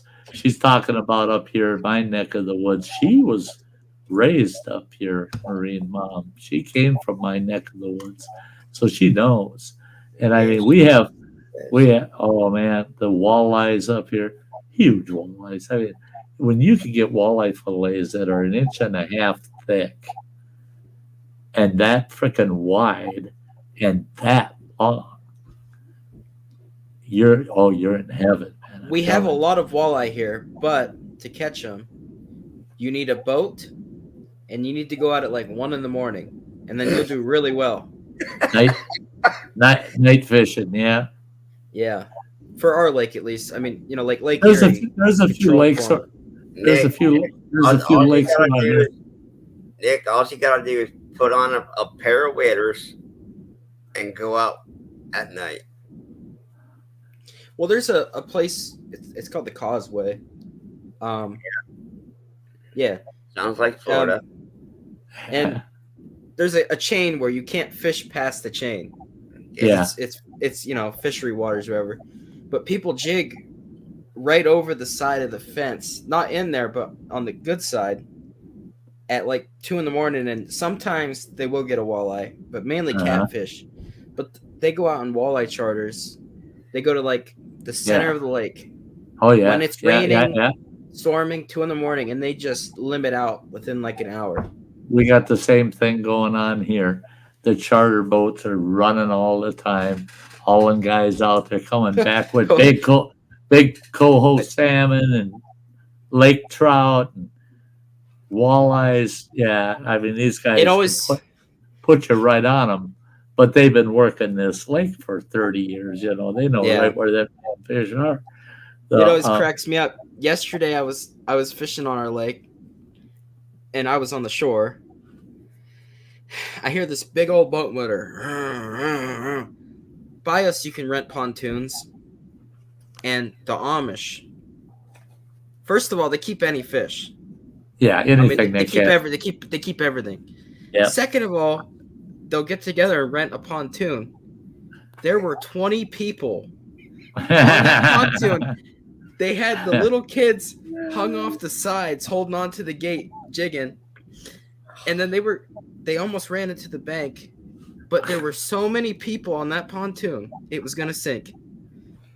I hate to go there, but even with you. I hate to go there, but back in the 70s, I was down in Mexico, and this taxi comes tooling down the street, and it's an old 1963 four-door Impala Chevrolet in the 1970s. Old piece of shit, you know, comes rolling down the street. It stopped, and me and my cousin are standing there, and we counted heads. 11 freaking people crawled out of that damn car. 11 people. And the best part of the whole thing was they all walked away in different directions. None of them were together. They were all just individual riders. And you think about them Mexicans, you get in their cab, each person pays. You know, to us it didn't matter. You know, the few pesos they wanted to give you a ride, to us was nothing. You know.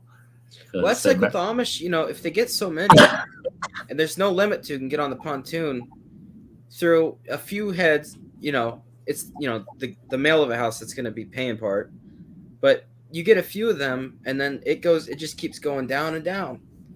And I mean that boat was loaded. Good night, Laura. I'm in the center. I'm in the center of an Amish community, like right in the center. So I'm friends with all of them. So there's one. He's my age. I'm gonna take him because he's never been to our lake to panfish. So I'm gonna take him out soon here. That might be a good or a bad decision. See now. All of a sudden, you're going to have 150 Amish out there with cane poles and bobbers catching every goddamn sunfish out of that fucking lake. I'll have to. Well, they wear real dark sunglasses, but I'll have to put on just something to cover his eyes. I'll take him there and then say, "Okay, we're here." Yeah. Do the old You ain't allowed to see the secret fishing hole, you know. But you know. I tell you what, Dr. Smith says, I had fish today. Oh, shut up, Dr. Smith. I got a brand new deep fryer, but I'm going to go down Tuesday down here to what we call River Rock. We went there. Nick, you went with me to River Rock. Got some smoked salmon there. Yep. But I never got to eat that. I never got to eat it. Oh no! When I had it in the cooler, there was a little pocket where it was blocked off, and it was warm water where the ice didn't get to, and it was just melted, and it fell into that. And I didn't want to chance it. No. But I've been catching a lot of trout, and I kept a little stock trout the other day, and I threw it in our air fryer with garlic on it, and it was perfect. I mean, 7 minutes each side. At 400. When I lived out in Montana, the regular brookies, if you were catching 8 to 10-inch brookies, you're having a good day. And you got the occasional 12 to 14-inch brookie. Mystics and Indy. That Damn Lake Shaffer. I don't know that one, but The lake by us is really nice. So it's basically it's called Lake Pymatuning, and it's split down the center. Ohio has half of it, and then Pennsylvania has the other half. The Ohio side's terrible for fishing on the shore, but the PA side all the way around, I mean, you catch any perch, crappie, bluegill. The walleye I still haven't caught, but we got a river south of me here. It's a little tricky getting back into where you can pull in and your walleye actually move in, don't they? Like they move. You two boys right above me are like cold water. They're out west. well, I'm north. Yeah. But our walleye, it's weird. Our walleye are weird. They live out in the big lakes. They live in the lakes. But if they live in a lake that doesn't have tributaries running into them, they're pot lakes. They don't have a creek or anything running into them. The walleyes will find sandy shoals then to spawn. But if they're in a big enough lake that's got a river or a creek running into it that's just deep enough, they'll swim upstream like a salmon, and they'll spawn upstream and then come back down to the lake. So these Lake Superior monster freaking walleye come up these damn rivers, and one of the best rivers for the biggest walleyes is the Bad River, and guess what? It runs right through the center of the Indian reservation. You don't get to catch those fish. The minute you come into the mouth of that river, those Native American wardens are right on your ass. You turn that fucking white boat around and get the fuck out of here. I wonder if you could talk your way into there. I think you can, Nick. I think you can. The tribal chairman, God bless his soul, he passed away. But his sons, they like me as much as their dad did. But the tribal chairman, every spearing season, I'm not kidding, he would send me home with a box that's 2 feet long, 18 inches wide, a foot high, packed tight with walleye fillets, already filleted. I never had to touch a fish except to drop it in the fryer. They spoiled my ass so bad there on the reservation. And same with deer. I tell them, damn it, I brought my hunting gear, everything's out in the truck, but I got to work late tonight. I can't get out of here. Son of a bitch. I only get to hunt for 9 days. Damn tribal members, they get to hunt for 7 months. You know? And they used to say the rule of thumb was you didn't hunt from J to J, and that meant from January to July. You didn't hunt during those months because that's when they're carrying fawns. So you could hunt all the rest of the months, you know. Well, I don't know how many times I bitch because God damn it, I was going to go hunting after work. I can't. They're keeping me here. I'm going to have to stay here another 6-8 hours. I can't get out to the woods before it turns dark. By the time I'd head home, somebody had shown up, and in the parking lot, in the back of my Jeep, or if I had the pickup truck, there'd be a big ass buck or a doe in the back.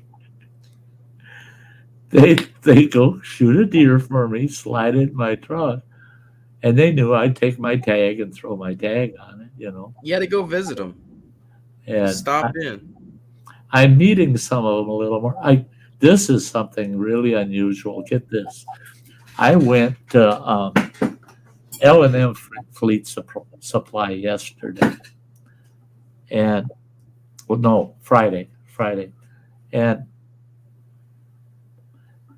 I needed a box of X-Point hollow point 9 mils for my handgun. I went out and shot 20 rounds through it just to stay fresh. I go out every couple of weeks, shoot 20 to 60 rounds through it, and once a month I'll go out there and pump 200 rounds through it.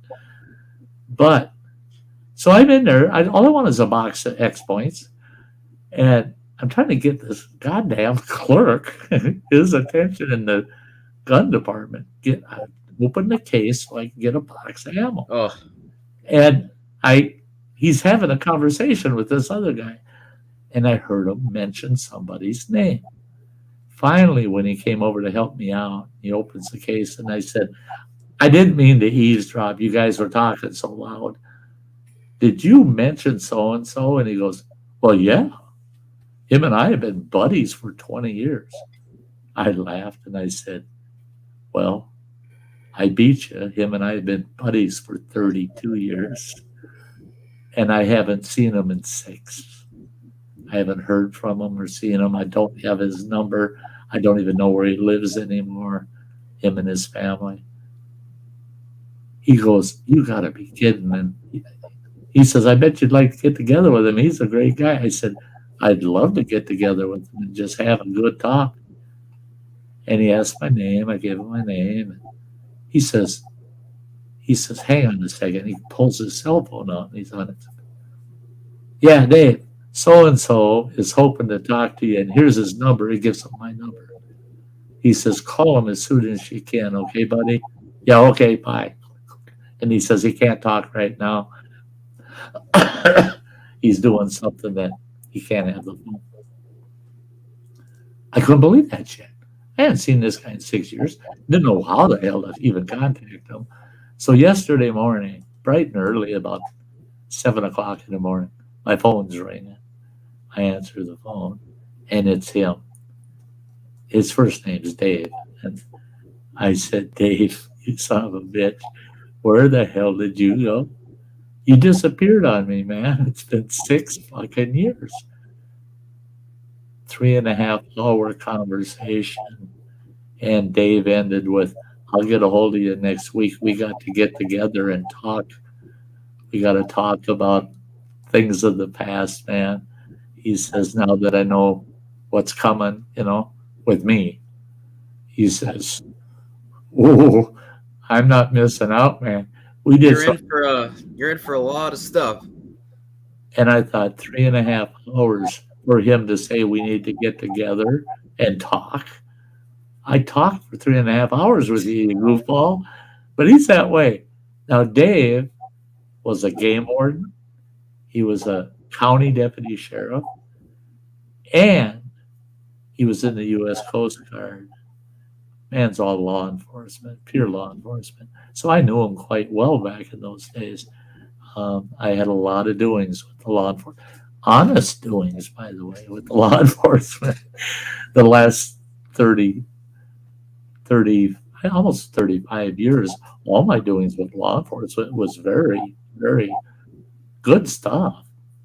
Nothing bad. And I wasn't on the receiving end at all during that 35 years. A couple times I should have been. Dave should have too. But he was smart. If we're gonna do this, or this, I gotta go home, get rid of my duty belt, my uniform, and then let's go. And then we raised hell.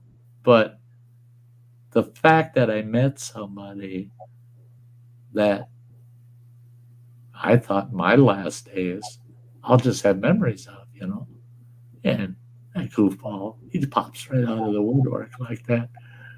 That was pretty cool. And the best part, he's a tribal member. What in the world? Dean, you dancing fool. He's not a dancing machine. He's a dancing fool. Look at that. Gratitude right there. Heck yeah. I didn't even realize you could do super stickers that high. You're nuts, man. You're nuts, brother. Oh, that is That is very, very cool, Dean. I mean, what the hell? What the hell? I love you back. I love you back. Oh yeah. Thank you. Thank you. Oh, thank you. Uh, um, I don't know. A lot of big hearts lately, and people, and from people that can do it. I've turned down a couple of offers from people that I know they're struggling. You son of a bitch! If you're struggling, don't try to help me out. I wish I If was in the position to come visit even for a day or half a day. that's Just don't don't give up on that because we might be able to meet somewhere this summer yet.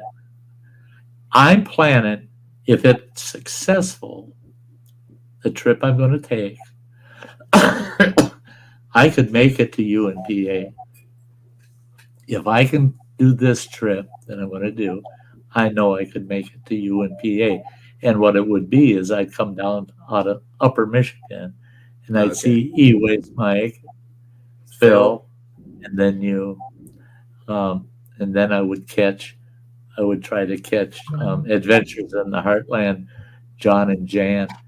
Speaking of which, John throws his monthly highlighted comment up there. Been a member for 23 months, man. That's insane. That is insane. I don't. That's one thing I don't like with StreamYard. It doesn't give that to me to throw up on the screen. yeah. That comment isn't counted. I don't like that. In the stickers too. That's the other thing. Super stickers. Well, it doesn't show like the animation on this side. You know what I mean? The animation, Yeah. It's so much better on the YouTube side. There's it's a hippo in a chair and it does a backflip and then turns into a robot. It looks like. Yeah. And look at this. Look at this. Oh, you're south of me. Were you in Pittsburgh? Where am I? Native Kutsa, sweetie. There's a sweetheart for you.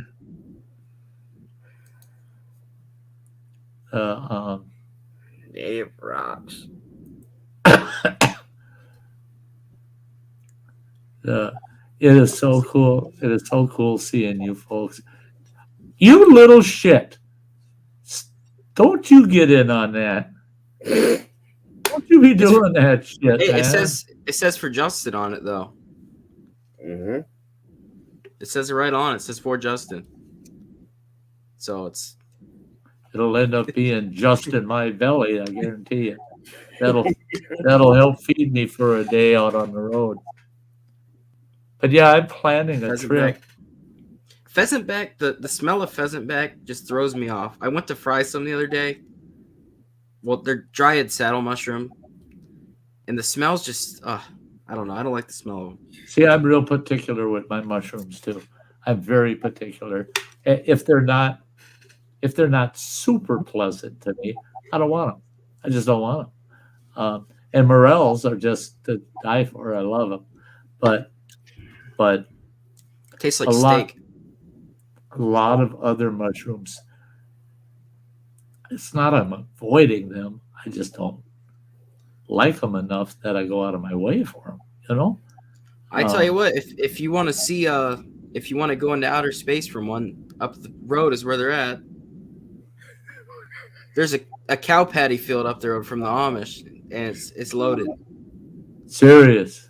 Loaded. You know, I'm not into that though. Wow. That's one thing here in Wisconsin. I wish we had more morels. We have a fair amount of morel harvest each year. But with all the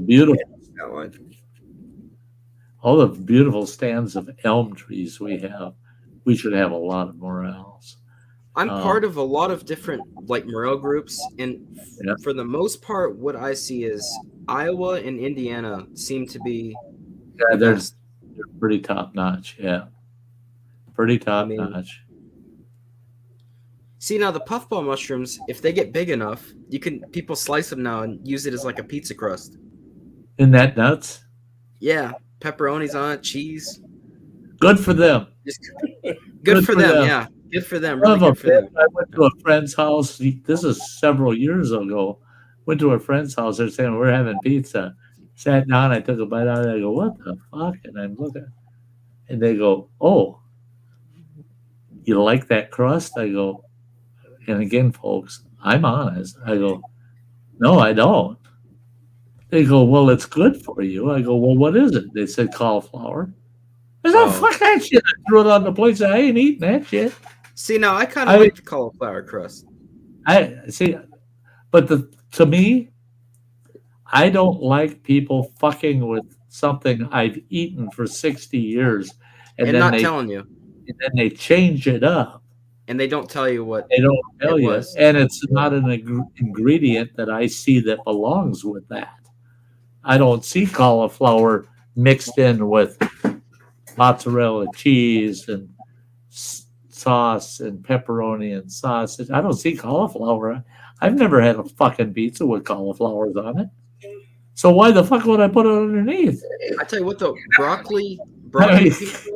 I love broccoli. Come on, pizza. broccoli and cheese. Oh, yeah. Now, That don't pizza. get me wrong. I can Yeah. sit here and eat a big-ass bowl of cauliflower and cheese and broccoli with cheese. My favorite soup is sharp cheddar and broccoli soup. Love it. Mhm. A good seasoning of bacon in with it. And oh, my God, I love it. I love broccoli and cheese soup. It kills me. I can't here where we're at. I can't grow broccoli cheese soup. I can't grow cauliflower. I can't grow broccoli. I can't grow cabbage or head lettuce because the worms here are attack so, on that. those little cabbage worms. They are so bad. And even if you put, because basically I don't use any pesticides or anything, but a while ago I tried. They get inside of it where that stuff doesn't get in, and they just destroy it. And whenever I'd go to pick the stuff, inside of it or up in it be full of worms and stuff. Yeah, that sucks. I don't like you saying that about the goddamn cabbage, though. Makes me think of that old movie Curse. When that slime shit's in their water well and they're watering their garden with it and shit, and she takes this big old head of cabbage and cuts it in half, and all this red, nasty slime, it's all rotten in the middle, running out. She just scrapes slime off, chops it up, throws it in the soup. Best part of that whole movie is the kid, smart little fucker. That shit ain't right. I ain't eating that shit. Everybody else in the family turned into goddamn disease. Oh my gosh. And that kid's like, yeah, it's in the water. I've had one thing I won't eat now because of this one experience. We had canned spinach, and mom makes like spinach dip where it's mix it with cheese and cream cheese and stuff. But right on top, when I opened the can of the spinach, the boiled spinach, there was a boiled stink bug. Yeah. Upside down with its legs crossed like this, boiled on the top. Looks like it was going to explode. Ain't that nice? Ain't that nice? Yeah. Pickled cauliflower. I like I like that. assorted veggies pickled. Yeah. Was carrots, bell pepper, cauliflower. With cauliflower. I like most pickled things. In fact, all of the clubs in our area, when I walk in, they got a salad bar, comes with your dinner. They'll say to me right off. I mean, even I had one place, that gal never worked there before. And she goes, sir, you're only allowed 5 pickled herring. I go, say what? You're only allowed 5 pickled herring. Oh, when I'd go up to the salad bar, I'd fill a plate. I have a big mound of pickled herring, like $20 worth. and then I'd have a salad on a second plate. I come back, I did.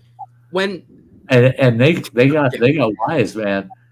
This is costing us a lot of fucking money when that boy walks in the room because he's eating $20, $30 worth of pickled herring every meal he comes in here for, and he's buying a $20 meal. So we're losing money on this son of a bitch, no matter what. Yeah.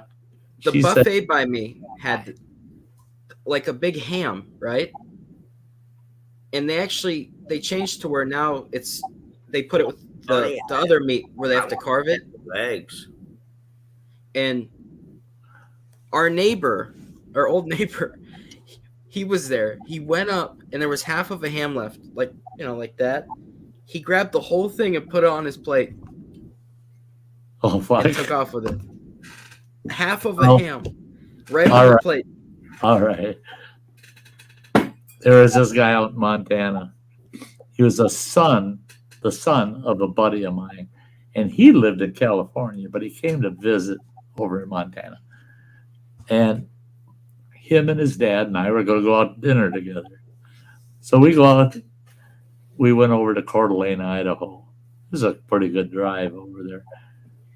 And we found this all-you-could-eat Chinese buffet.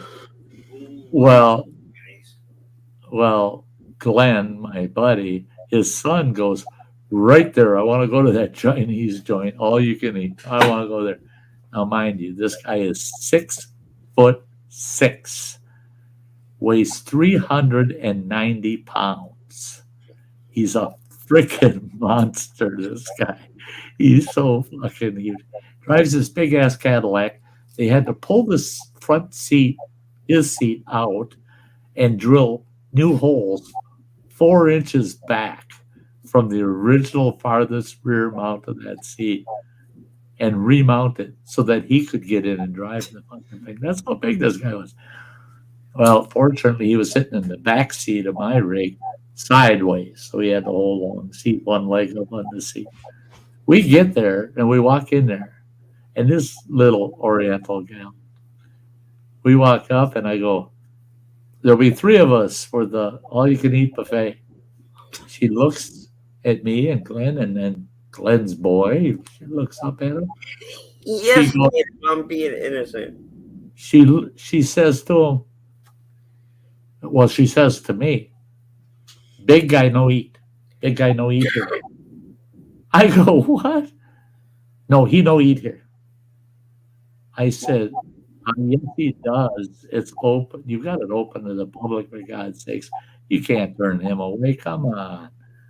No, he no eat here. Yeah. Next thing I know, I got 5 Orientals from the kitchen out there surrounding us. Big guy no eat here. Not all of them. He no eat here. He no eat. They knew. We'll lose the whole night's profits on that son of a bitch. Get them out of our restaurant. And I learned, yeah, they were probably right. They've banned people from ours we went to a steakhouse instead, and I found out, yeah, they were right. That guy ordered 2 porterhouse steak dinners, and he bitched that wasn't enough food. Well, he got 4. He got 2 sides. He got 2 potatoes. He got 2 of everything. And it was funny because he went up to the salad bar and he's looking all over. It took him forever to find a dinner plate for his salad. And he went up there a second time and they go, oh, sir, it's a single trip to the salad bar with dinner. He goes, no, but I bought 2 dinners. Oh, shit. So they had to let him go a second time. But, yeah, if he would have been turned loose on an all-you-can-eat, I think he might have broke the house that night. What a big boy. What a big boy. Up here, we had a couple of fly-by-night. I call them fly-by-night because they didn't stick around, but for months. But we had these fly-by-night Chinese buffets that would pop up in town. I mean, we had one popped up. It was something Panda, and then it was something China, and then something this, something that. It, like 6 different people owning the place. Kept changing hands. And we found out why. I noticed it, but there was an awful lot of Border Patrol vehicles around in our town at that time. They were all illegals. And back then, they deported their asses. They were running around town rounding these people up. And it got to the point they couldn't find anybody to hire. Nobody wanted to work for someone that's going to get rounded up and deported, so they couldn't get any non-Asian people to work for them. And it got to the point where they just totally shut down. That's not a good town. They look, they see if you're supposed to be here. Yeah, you're supposed to be here. And that's how that worked out. Even back in that period of time, we had a lot of folks from Mexico coming into town. A lot of them. And I'm sorry. I'm just saying the statistics. The crime rate went through the roof while they were here. It went right through the roof. And Border Patrol started rounding them up. And yeah, the majority, not all, but the majority of them were illegals.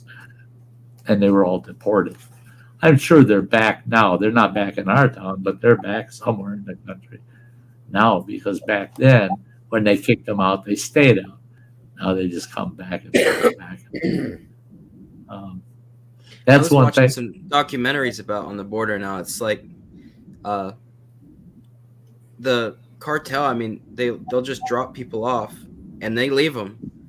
It's like if they can't get around, which it's easy to get around, but if they can't, literally, like people on our side, that work the border, just find, kids out in the desert, and they just leave them there too. Now, I'm old, I'm slow, I'm dying, so I just really say what I think a lot. I got to be kind of careful with today's social structure. But when I watched where those 5 immigrants got shot to death in their house down there in Texas, was that Texas? I believe it was Texas. And the shooter, they nabbed his ass, and I think they capped him. But they find out he has been deported before this incident had been deported 4 times. What in the hell was he doing back in this country? There's no defense of that. And I liked what this one fella said. That guy was the trigger. He was the trigger of the gun. The guilty parties are those that allowed him to come back into this country 4 fucking times after the first time.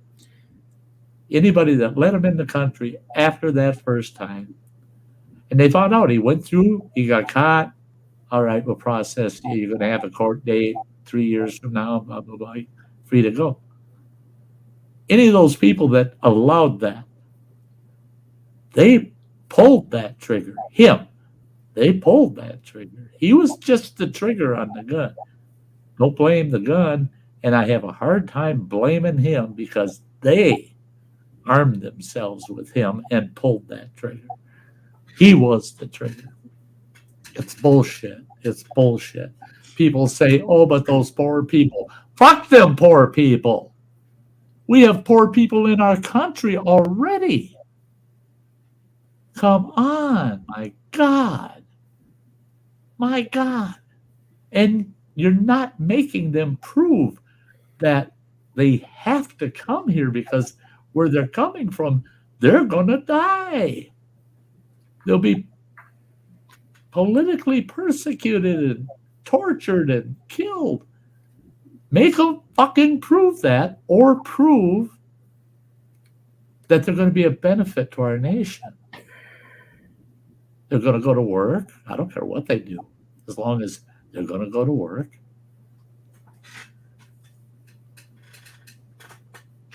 Because it's Canada, mainly Canada used to be that way. You could not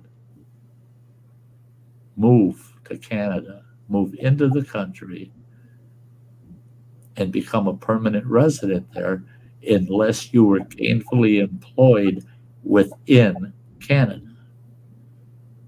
That's all changed. That's all gone to shit now. But Canada never had the immigration problems when they had that rule that you got to be a contributing member to society or you ain't coming in. We can't let over 6 million people over just the last few years pour into our country. People say, oh yeah, but they're dispersing all over the country. What if they all show up on your back fucking yard? How would you like that? The crazy thing is, it said more than half aren't even from down south. It's from other countries where, you know, they pay the cartel to get them to there because it's easy to get through. Yeah. But see, that's the thing too, is we're not doing any enforcement against the cartels. None. No. None. When I heard they were going to send 1,500 active duty troops, we're not talking about National Guard. We're talking active duty troops to the border to process paperwork. I almost threw up. I couldn't believe that. No. You need to send 15,000 troops down there, line everywhere they're getting through, just line that border and rotate their shifts and arm them. Make sure they're armed and broadcast over loudspeaker. If you cross the Rio Grande and come onto American soil, you'll be given one opportunity to turn around and go back, or we will fire upon you. It's a fucking invasion that they're committing on us. That's ridiculous. We have the right to close that border. Other nations worldwide are saying we can't understand why the U.S. hasn't closed that border. I mean, that's pretty bad when you got third world countries saying there's something wrong in the United States. They won't close that border. And it's not even that. It's easy to get through that or get over. It's just the reinforcement from actual people on our side has to be there as well. Well, that's it. No, that's what I'm saying is we need to take action. We need to take it. Sky, I gotta bounce out, but thank you for having me up there. And absolutely, buddy. Anytime, you know that, man. Thank you very much. All you gotta do is mention it, and I'll find your damn name in my list and kick you the link. You got me, no doubt. I got you, brother. Nick, thank you so much. Much love. See everybody in chat. Dean, Adventures in Heartland, Native, everybody, much love. Yeah, nice group out there tonight. Yeah. See you, brother. Yeah, the Matt's cool. That's cool. You know what's funny? I had people actually warn me. They sent me messages saying, I wouldn't let Matt up on your panel. He can get kind of out there, you know. He can mess up your stream and this and that. He's gotten out there a little bit, but I've had so much worse. I mean, Matt is cool. I like talking with Matt. He's old school, real people. Yeah, that's what counts. Biden's on it, Dean says, with the thumbs down. Well, yeah, of course he's on it. He's on that porta potty they got right next to his bed, so he don't shit See, his pants. 4:30. All right, see you, Mystic. Hey, Mystic, yeah. You know, there's a couple of videos on YouTube you should watch. There's this guy that goes down. It's like, it's crazy. And I don't get anything. I'm not a very political person. I just see things like how they are and stuff. It's just see what I watch there. on YouTube and how I pick up on what's going on down there. It's not through the news. It's because I watch law enforcement videos, how cops handle different arrests and shit like that. I watch all these law enforcement videos, and oh boy, if any of those people in those videos could hear me on this end, they use, they'll put the women and the kids up because they know. Yeah. Well, they're playing the game, is what they're doing. I don't like seeing, women and kids at risk just because it's just, even though they're coming up with stuff. The thing is, they're passing through free countries to get to a free country. I get it. They want to get out of the bad country they're in, but they don't go through three better countries and then come to ours. That is bullshit. And there's actual international law on that. International law that says the very first country of asylum you come into, you are required to seek asylum in that country, not go on. You have to seek asylum in the first free country that offers asylum. And they're passing those countries right through and coming here. That is bullshit. That's breaking the law. Now, I feel for women and children also. I don't want to see women and children hurt. But they wouldn't be hurt if they stayed in one of those other countries. Yeah, I know. That's and so if they went through those countries and made it to our wall, I do not at that point feel as sorry for them anymore. I say give them food and water and shelter and move them back to the country nearest to theirs that has free asylum. But they're not coming in here. They're not breaking the law to get in here. What's crazy is there's such a huge list of people trying, to actually get in legally and stuff. And but they can't. They're staying behind because everyone's getting ahead of them. I know personally an individual that has been trying for 3 years to get into the U.S. 3 years they've been trying. They met everything the U.S. asked them to meet. They've actually traveled to the U.S. twice for court hearings for asylum. They're not denied. It's constantly, it'll be reviewed and we'll notify you for the next court date. Yeah. And it's gone on years. 3 years now. 3 years now since they applied for asylum and citizenship in the United States. And the best part of it is the individual is an aerospace engineer. Wow. And we're fucking him over to let these people illegally cross? That's what says the system is broken. Yeah. The system is just broken. Dean, that's it. I did my family tree. My family, fortunately, my great-grandfather was born, it might be great-great-grandfather. I think it's great-great-grandfather, was born in the hull of a ship in New York Harbor. Guess what year? 1776. And before he popped, right on time. Before he popped out, they had already moored the ship to the pier.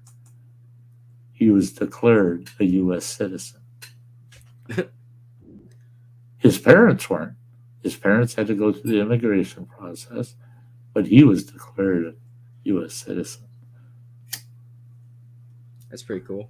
Yeah, 1770 freaking 6. I didn't even know that shit till I had my whole family tree done.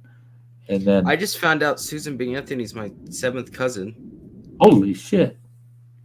Well, get a hold of her and have her stitch up a nice flag, man.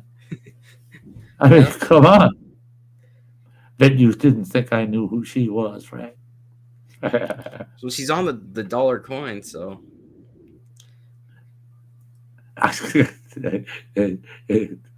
Yeah, okay. Yeah, out in Knoxon, Montana. Toby's Tabernacle, the Silver Dollar Bar. You can go in there and you can get a Susan B. Anthony dollar. He drills a hole in the wall and pops that dollar in there and lacquers over it. You can get that dollar put in that wall for $20, and it's got your name under it. Ain't that cool? It's there forever, as long as that bar's there. Now wait a minute. Until it closes, and you get $20 a pop. Well, no, yeah. Wait a minute. That it only cost him $1, and what? 15 minutes to pop that little hole, pop the coin in, throw some lacquer. This guy is making about $17 net profit out of those coins.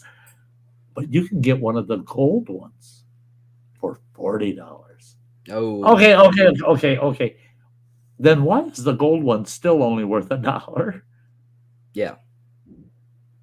And it's not gold. They aren't gold leafed. It's just It's just the color of it. It's bullshit. It's not gold. So he's got all these gold ones, and I'm thinking $40 he got each one. These hundreds. Yeah, I'd be in there counting the whole time, seeing how much he made. Before I left Montana, there was a couple of people that were going to actually do that, try to do a full legitimate count of how many coins. Oh, wait a minute. For $50 and only gold coins, only the gold ones. But for $50, he'd put it in the top of the bar. His bar was about 40 feet long, big ass bar. And there were not a lot of slots available. And those were $50 a piece to put into the surface of the bar. That place was all silver dollars. Is all $1. Easily. Oh shit! I know it's very conservative number, 2,000. But now you take 2,000. Let's say they were all the $20 coins. Okay. So what did he make? What's 20 times? Yeah. I mean, but half the coins are gold ones at $40, twice that much. I mean, that boy, I bet you he has made close to $100,000 sticking lousy $1 coins in the wall and the bar tops. And the names are just written on with a Sharpie. He just takes a Sharpie and writes your name. He knows all it needs is someone to have a couple drinks and they'll be like, hey, I could get my name up on the wall. $20. You bet. I'll be famous. I got my name in Toby's Tabernacle. We called it Toby's Tabernacle. It was just called Toby's Bar. But we called it Toby's Tabernacle because on Sunday the place was packed. Down in Texas, we went to it was the first bar to open since the Prohibition. It was the first one to open. That was the Prohibition, right? When they... Was it? Yeah. Prohibition. Yeah. Yes. When you couldn't drink. Yeah. I thought I got terms mixed up. Yeah, it was the Prohibition. It was the first one open since that, and it was old in there. And there was, they had the dollars stapled everywhere and people signing everywhere. But well, that's like in Wallace, Idaho. The old mining town has been there since the late 1800s. and 90% of that town is burned down and been rebuilt 4 or 5 times, but the whorehouse never burned. It's big saloon and whorehouse never burned, and it's Those are cool to look at, though. It's still there, and they maintain the shit out of it. They make sure that board's going bad, replace it. Make sure everything stays. Because now intact. people pay to just go into it, Yeah. The someone parked at the gas pump, went shopping. Yeah. They do that by me. They don't want to do that around here because people will actually tow them with their truck. They just tow them out of the spot. Just drag them out of the spot? They will. They really will. Yeah. I've seen them. I know here at our quick trips, they got so damn much parking. You pull up to the pump. Nobody can get fuel off that pump until you've paid, right? But 99, well, no, actually, our quick trips, you got to prepay for gas. So you go in and you give them your credit card. And if you can't use it at the pump, or you give them $40 cash, say I'm putting $40 worth in, it's prepaid. Get done putting the fuel in, you pull up to a parking space, and you gave them 40, but you could only get 30 in it. You go in and you say, hey, I need my $10 back. They give you your $10, and I'm going to do a little shopping. Well, yeah, you pulled up to where the shoppers park. Yeah. You poor dumb moron. You're not getting gas anymore. Get the fuck away from the pump. Yeah. I tell you what, the world is full of idiots. I mean, blooming crazy. I don't know how some people they're my age and they're so bad at driving. They have a brand new non-manual car. It's an automatic. I drive an old manual truck, and from like the second day of me driving, I was perfect at driving. Yeah. I don't know how the stuff I see, like some of my friends, I can't even get in the car with them. It's like, am I going to die this time, or is it going to be next time if I get in with them? Right. So it's like, how can you be that bad at driving? And then parking's even worse, because there's these redneck wannabe kids around here that have these huge trucks, and they have their truck backed out halfway into the lane where you're supposed to drive through. They don't pull up all the way, and their truck's already hanging way the hell out there. Longer than your King Ranch. And it has they always have a huge ball hitch on it. Sticking out another 2 feet. And their whole ass end's hanging out in traffic. Now, here's the thing. Running Water and I were talking one day, and Running Water totally agreed with me, and he says he wants to be on that crew. I told him, I said, the only way we're going to get these fucking kind of drivers off our roads is to let people like me give them the driver's test. And you don't tell them they're getting the driver's test. You find out when they're going to Walmart. And you watch them in the store. Are they staying to the right? Are they looking both ways before they cut through an aisle? Are they banging into people? Are they actually being careless with their fucking cards? Now, I see these people on the power scooter things. I was just going to say that it takes all I have sometimes not to kick them over. I say to myself, I hope that's the only fucking thing in their lives they're allowed to drive. Because if they're behind the wheel of a vehicle, I got to get the fuck out of here before they get in their vehicle. They know those things keep moving, because if you don't get out of their way in the lane, they act like they can't see you, and they just power right through. Yeah. There's another one, Dean. I'm glad you mentioned that. He says, I got truckers show up at our docks. Can't speak English, but driving semi. Okay, now, here. This happened at the Walmart. I'm coming into the Walmart. I'm going to do some shopping. I grab a cart, and all of a sudden I've got 3 Mexican folk. 2 guys and a girl.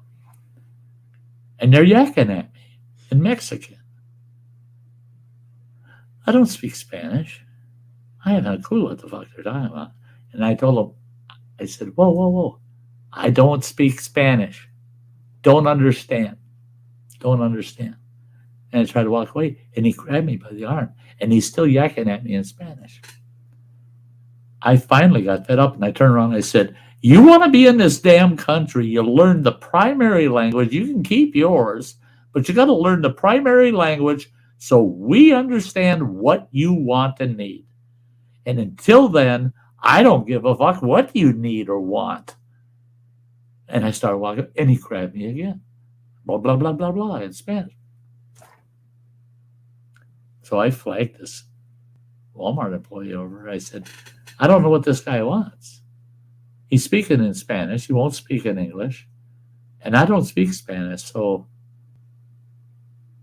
what do I do to get him to quit grabbing me every time I try to walk away? I don't know him. And I can't understand him. That gal told me, she says, maybe you should learn a little Spanish. I said, bullshit! I was born and raised here in the U.S. speaking English.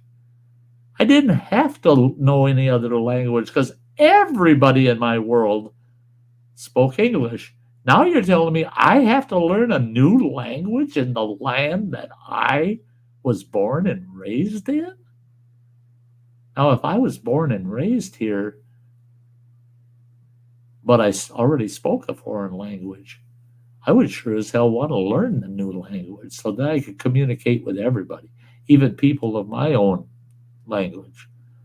Now I can talk to anybody. But this bullshit that you don't have to speak English, but the English-speaking people should learn how to speak Spanish. I looked at that girl and I said, you have to forgive me. And I flipped her the bird right in her face. I said, I'm not learning Spanish. And if he touches me one more time, I'm putting him on the floor. I'm going to mace his ass. Maybe he'll understand that. I always carry a saber in my pocket, so he didn't want to grab me again. She right away stepped between me and him and let me proceed. But I thought, what the hell? And then I had some shift manager chase me down in the store and said, sir, you weren't very understanding. I said, stop. Don't even fucking go there. I'll tell you flat out, you're absolutely right. I was not understanding a fucking word he was saying. You're right. I was not understanding. And I don't understand why he can't just learn English and make his life and mine that much better. I said, I have no reason to learn Spanish. None whatsoever. It's not going to be a highlight of my life to be able to say, I can speak Spanish. I just want to be me in my country the way it always has been. What do you think of all these other immigrants, the Italians, the Irish, the Scots, all these other immigrants that came into this country in the earliest days? How did they all end up speaking English? Because it was the primary language. And the next thing you know, the whole nation spoke English. Now they're telling us to go backwards and learn somebody else's language? No. Like all the Amish around here, they still keep the Pennsylvania Dutch, so they can talk about it, about the English people in front of them, and we don't know what they're saying.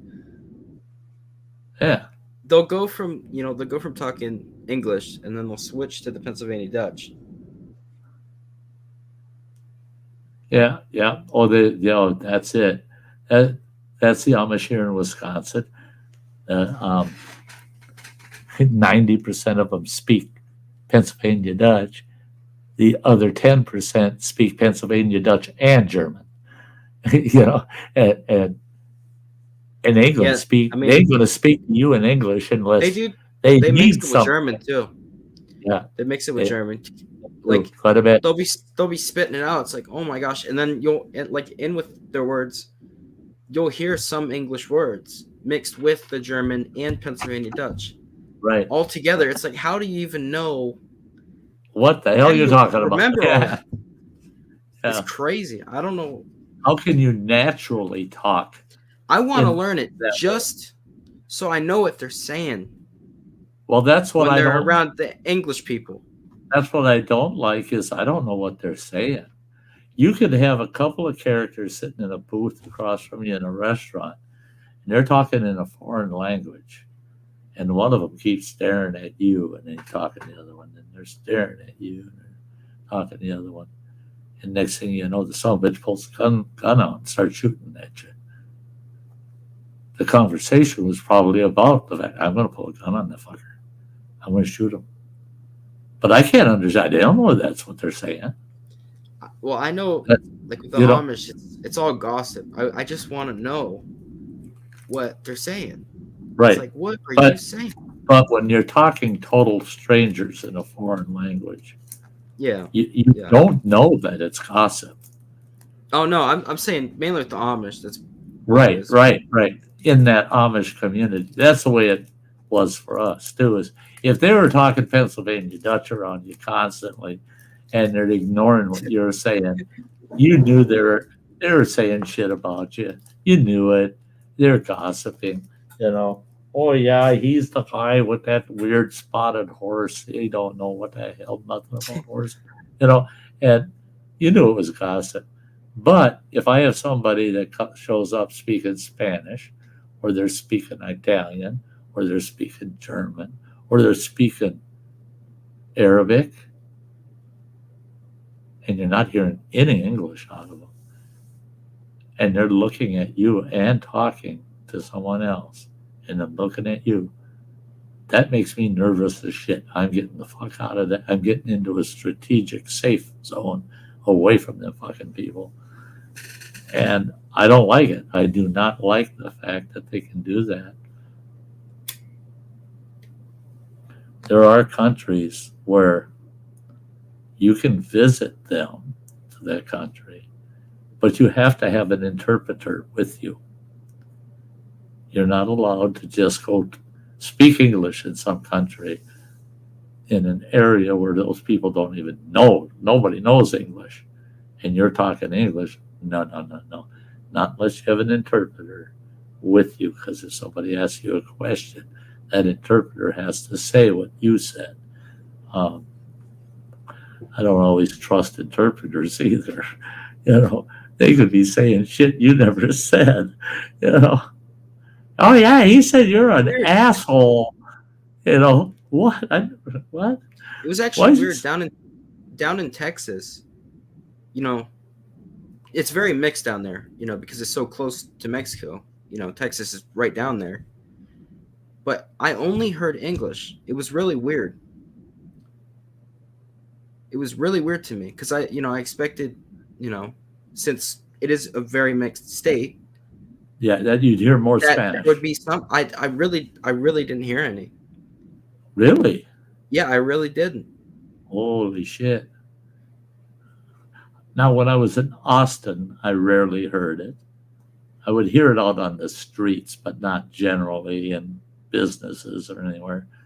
San Antonio, I would hear it quite a bit. El Paso, 50%. 50% in El Paso.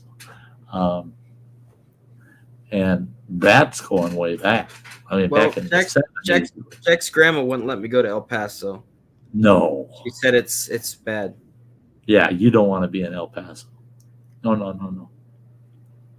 And to think, my cousin and I, we used to roam the streets of El Paso, cross the bridge into Juarez, Mexico, hang out there all fucking night, wander in the streets of Mexico, come back across the Juarez Bridge with a bunch of shit we bought, and half tanked up, pay our few pesos to get across the bridge. I think about that now. If him and I were that age that we were then, and the things we were doing, neither one of us would have survived the night. I guarantee you. We would have gotten shot somewhere. It is crazy to say that, but yeah, like now, from what I have heard, it's that bad. It is that bad. Yeah. And I really wanted to go down to the border. Uh-huh.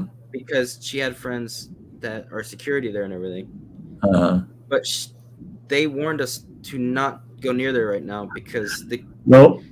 they said the kidnappings have been bad too. Yep. Carjackings, kidnappings. Yep. I mean, the cartel is terrible. Yeah. Oh yeah. They run it. They run everyone over there. I mean, everybody Oh yeah. fears. Yeah. They're that Especially powerful. especially the Mexicans that are coming across, because and so many of them they've interviewed come right out and say, I really regret that I got involved with the cartel to get here. But they don't realize the regret they're going to have until they're already involved. Yeah, And they're cruel. and the cartel over on the Mexican side now is kidnapping, rounding up young people Yeah, and children and human marketing them across the border. That's got to be, boy, somebody's got to take control of that shit. Where are those women and children going? I mean, and then they say, well, there's 85,000 of them where we're not sure where they ended up. They were released to someone that said they were related to them. And after a couple of years, we don't track them anymore. What? Or they turn 18. They just turn loose. So we don't track them anymore. Say what? Yeah, they're put into prostitution, other things, drug smuggling, all kinds of shit. All right, see you, Dean. Hey, Dean, thank you, brother. Hey, yeah, he delivers Salone's. Yeah, I remember now. Salone's Italian bread. Yeah. He delivered bread not far from where I was. Oh, cool. He delivers around here the bread. Really, that's cool. That's cool. Great that you're here, Dean. Absolutely great. Yeah, that was a nice way to hang out for a Saturday night. I'm going to have to wrap it up here anyway. We're going on the 3-hour mark, and it's 11:15 here in northern Wisconsin. I feel like anytime I join, it ends up being more of the longer live streams. I for me to go 3 hours now is pretty long. 2 hours seems to be that's usually, well, like I haven't taken my insulin yet today. I don't want to have to dick with that while I'm doing a live stream. So, but I have to get off here, go take my insulin and eat, because I have to get those calories in me. And I haven't gotten enough in me today. Only got about 1,400 calories in me today, and I got to hit that 2,400 mark at minimum. I did gain weight, though. I went from about 162 pounds up to 170 now. So, and I seem to be holding that 170 mark pretty good. That's good. Yeah. So if I can keep putting on a few pounds, hopefully that's fat, because I can convert that into muscle. I can use that energy to convert muscles. So, yes, Marine Mom, tomorrow afternoon at 2 p.m. Yeah, at 2 p.m. Today for me. So, yeah, for you folks out east, Eastern time zone. Later today, 2 p.m. Sunday. Let's put it that way. At least I know I got pretty much all my audience covered. But 2 p.m. Sunday tomorrow. Yeah, Sty Shack Right. Sunday. I'll be doing at least a 2-hour stream. Your snack. Honeycomb. I was going to say honeycomb, ain't it? I'm allergic to honey. It's really rare, but I am. But I love honey so much that I just kind of eat it still. But I'm glad that I don't have food allergies. The only thing honey, but like medicine, I'm allergic to penicillin, and then that's about it. But honey, my mouth like swells up. Oh, this whole side right here has been killing me in my mouth because I went to the dentist and because I grind my teeth. Yeah. Like when I stress, my stress tick thing is grinding. Yeah.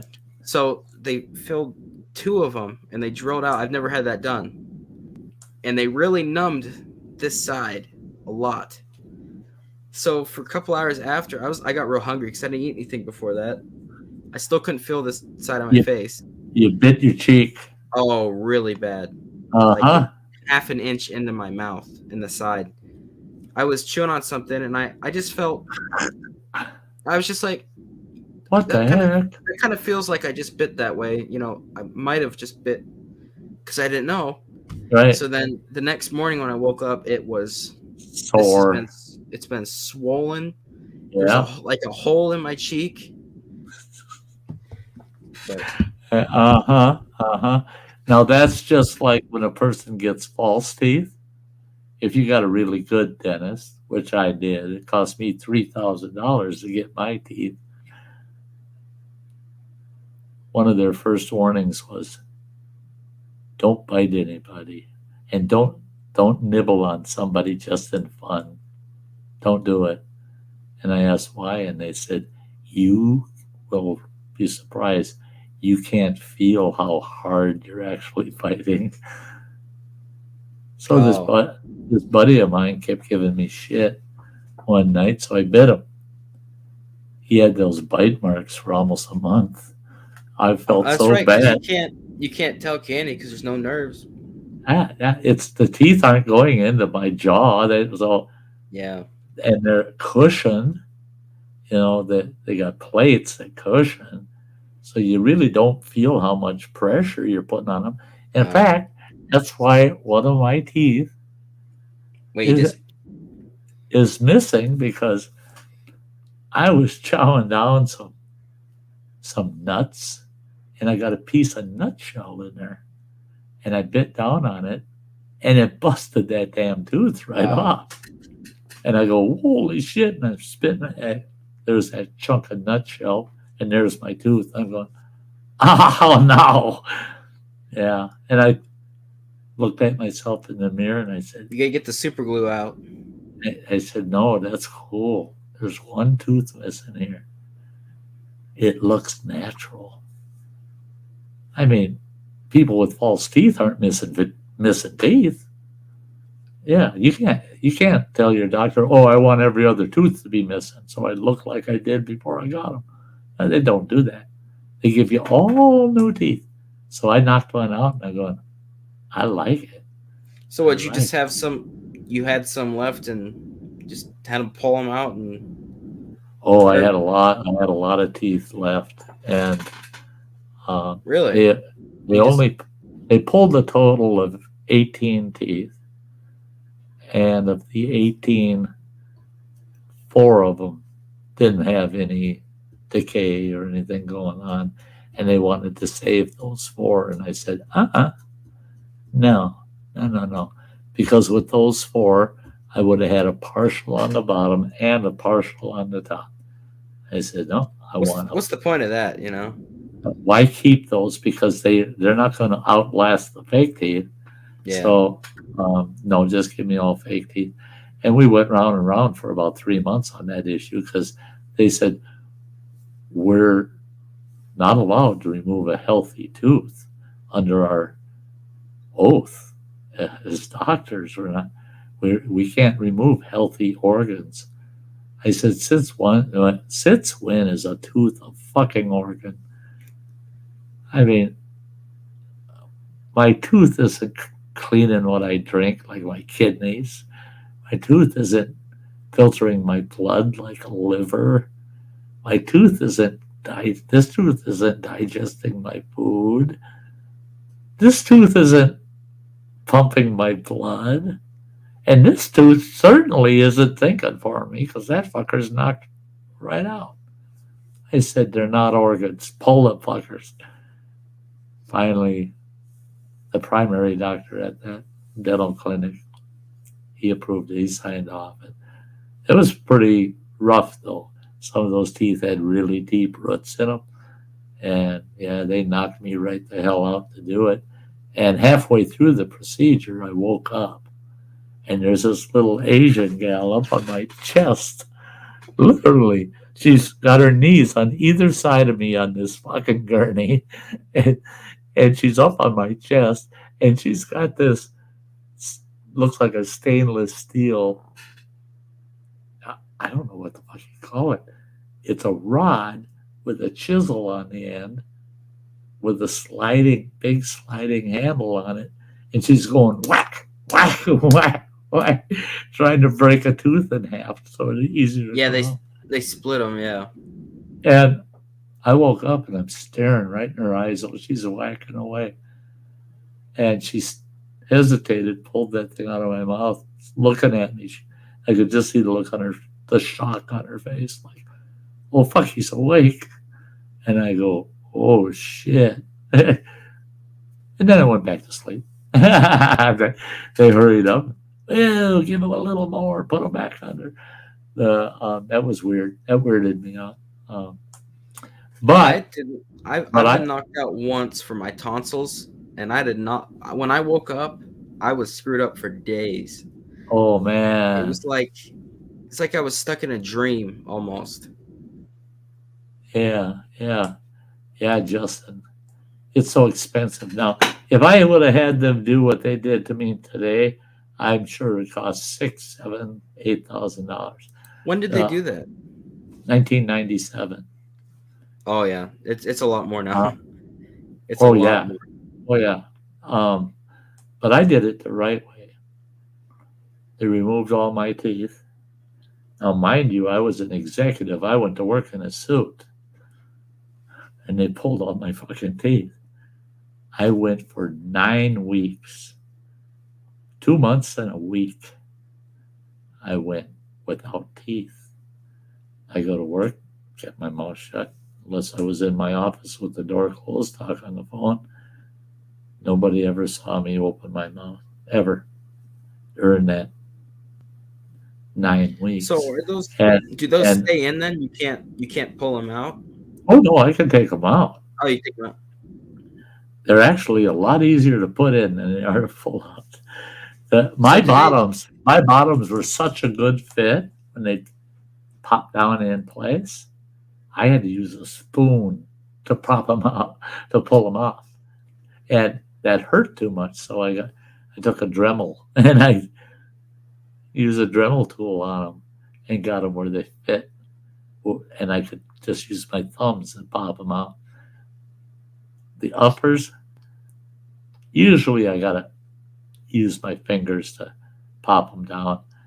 Sometimes I can get just enough air underneath them that they come loose enough that I can then just easily pull them out. But the reason I went for 9 weeks without any teeth was because I told them, I said, I don't want molds taken of my gums until they're 100% healed. No swelling, nothing left. They're 100% healed. Then take the molds and then make my teeth. They did that when they popped my teeth, and I'm going, holy shit. I can eat apples. I can eat anything. I eat nuts. I can eat Heath bars. Then there's real loosened spots, right? Because it's. Well, see, that's what happened to my ex-wife. She wanted hers right away. I don't want to go a day without teeth. So they took all these molds, and the best they can do, because she still had her teeth before the molds are done before they pull them, typically. They had to guess, in a sense, what it would be like without the teeth in that mold. She gets her teeth and they fit loose. Now she's got to use adhesive to hold them in place. I don't use adhesive on my teeth. The only time I've used adhesive is if I find out I'm going to be eating a really tough ass steak. Then I might put a couple of dabs of adhesive in my bottoms because it adds cushion when I'm trying to chaw it down on that tough piece, because the plate is pushing against your gum. So put a little bit of cushion in it, and it helps a lot. Hey, Chowser, great to see you. What's up, Chowser? Leo did a backflip.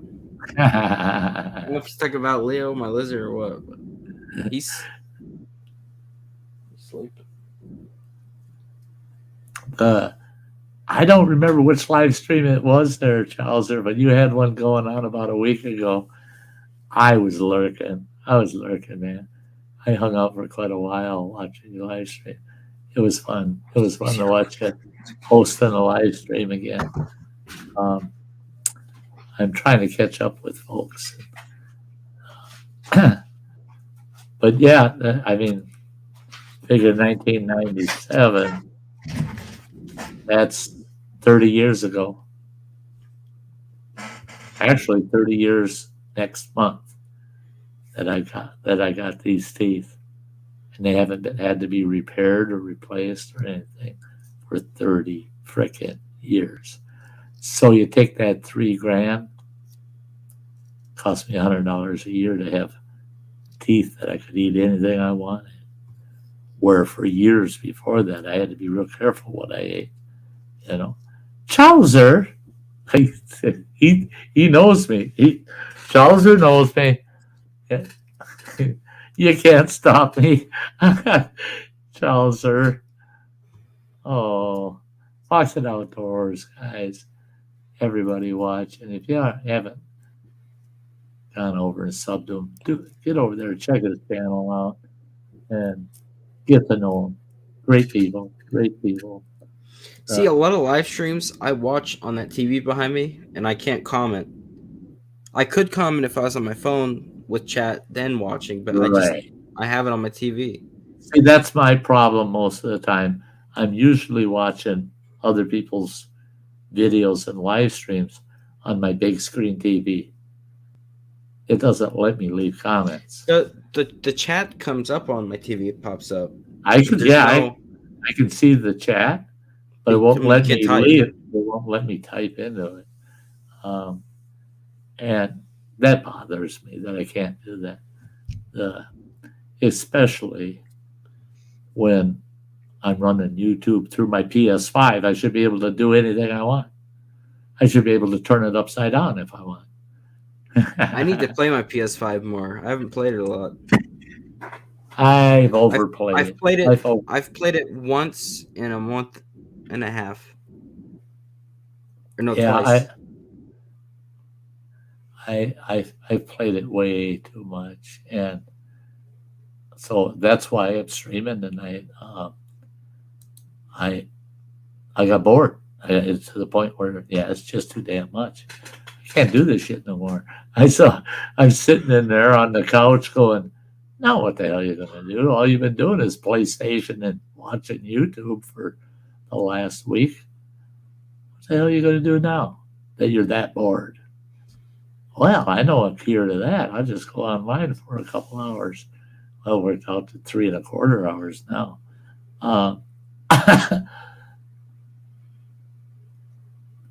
Usually I've been to bed like 45 minutes ago now. Since I went to Texas, usually I go to bed at 3 a.m, but it's changed because the train I'd be up early, and then in Texas I'd be up early. So yeah. See, and that's me. Usually I try to wrap it up around midnight, and it ends up being 2 or 3 a.m. Now, tonight, by the time I eat, it's going to be 20 minutes from now at least. It'll be midnight before I'm sitting down actually eating. So I can't go to bed for 2 hours after I eat. So I got to be up till 2. Because of my condition, I can't lay down. I got to stay upright for 1.5 to 2 hours, make sure everything has exited my stomach before I actually lay down. There's nothing to stop it from coming back out. So, which is a bummer.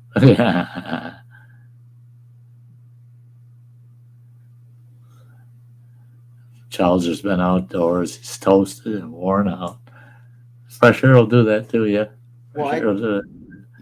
Last night I was like, all right, tomorrow morning, which would have been yesterday now. I was like, I'm gonna ride all the way into town, try to catch some trout, and then ride back. But I got a little red from it on my arms and my neck. But I gotta plant my potatoes tomorrow, Justin. God, you ain't planting nothing here. The lilies are starting to come up. I've watched a few videos that were just from a week ago. People with beautiful lilies in their yard. Ours are about that tall. Ours are starting to die already. The flowers starting to die off. No shit. Ours got a couple of weeks before they're even close to flowering. Yeah, they're only about 3 inches tall. I gotta go check on the ginseng tomorrow too. For the turkeys eat the leaves. Uh-huh. Yeah. Protect that saying. Yeah. So, folks, I'm going to be wrapping it up. Gotta do it. Whether I want to or not. I gotta do it. And I just gotta take a look because, as you can tell, I got a non-typical background. It's because I'm in one of my different brandings, which is my random brandings for random streams. So I hadn't been in there for a while, and I'm like, okay, what the heck have I got going on here? My video clips and my backgrounds and shit. And so I think I found it. I sure did. She won't leave me alone, that girl in the fur coat, wanting me out on that front porch doing the dig with her before I go to bed every night. And that's the way we're going to wrap this up. So, love y'all. Want you all to take care.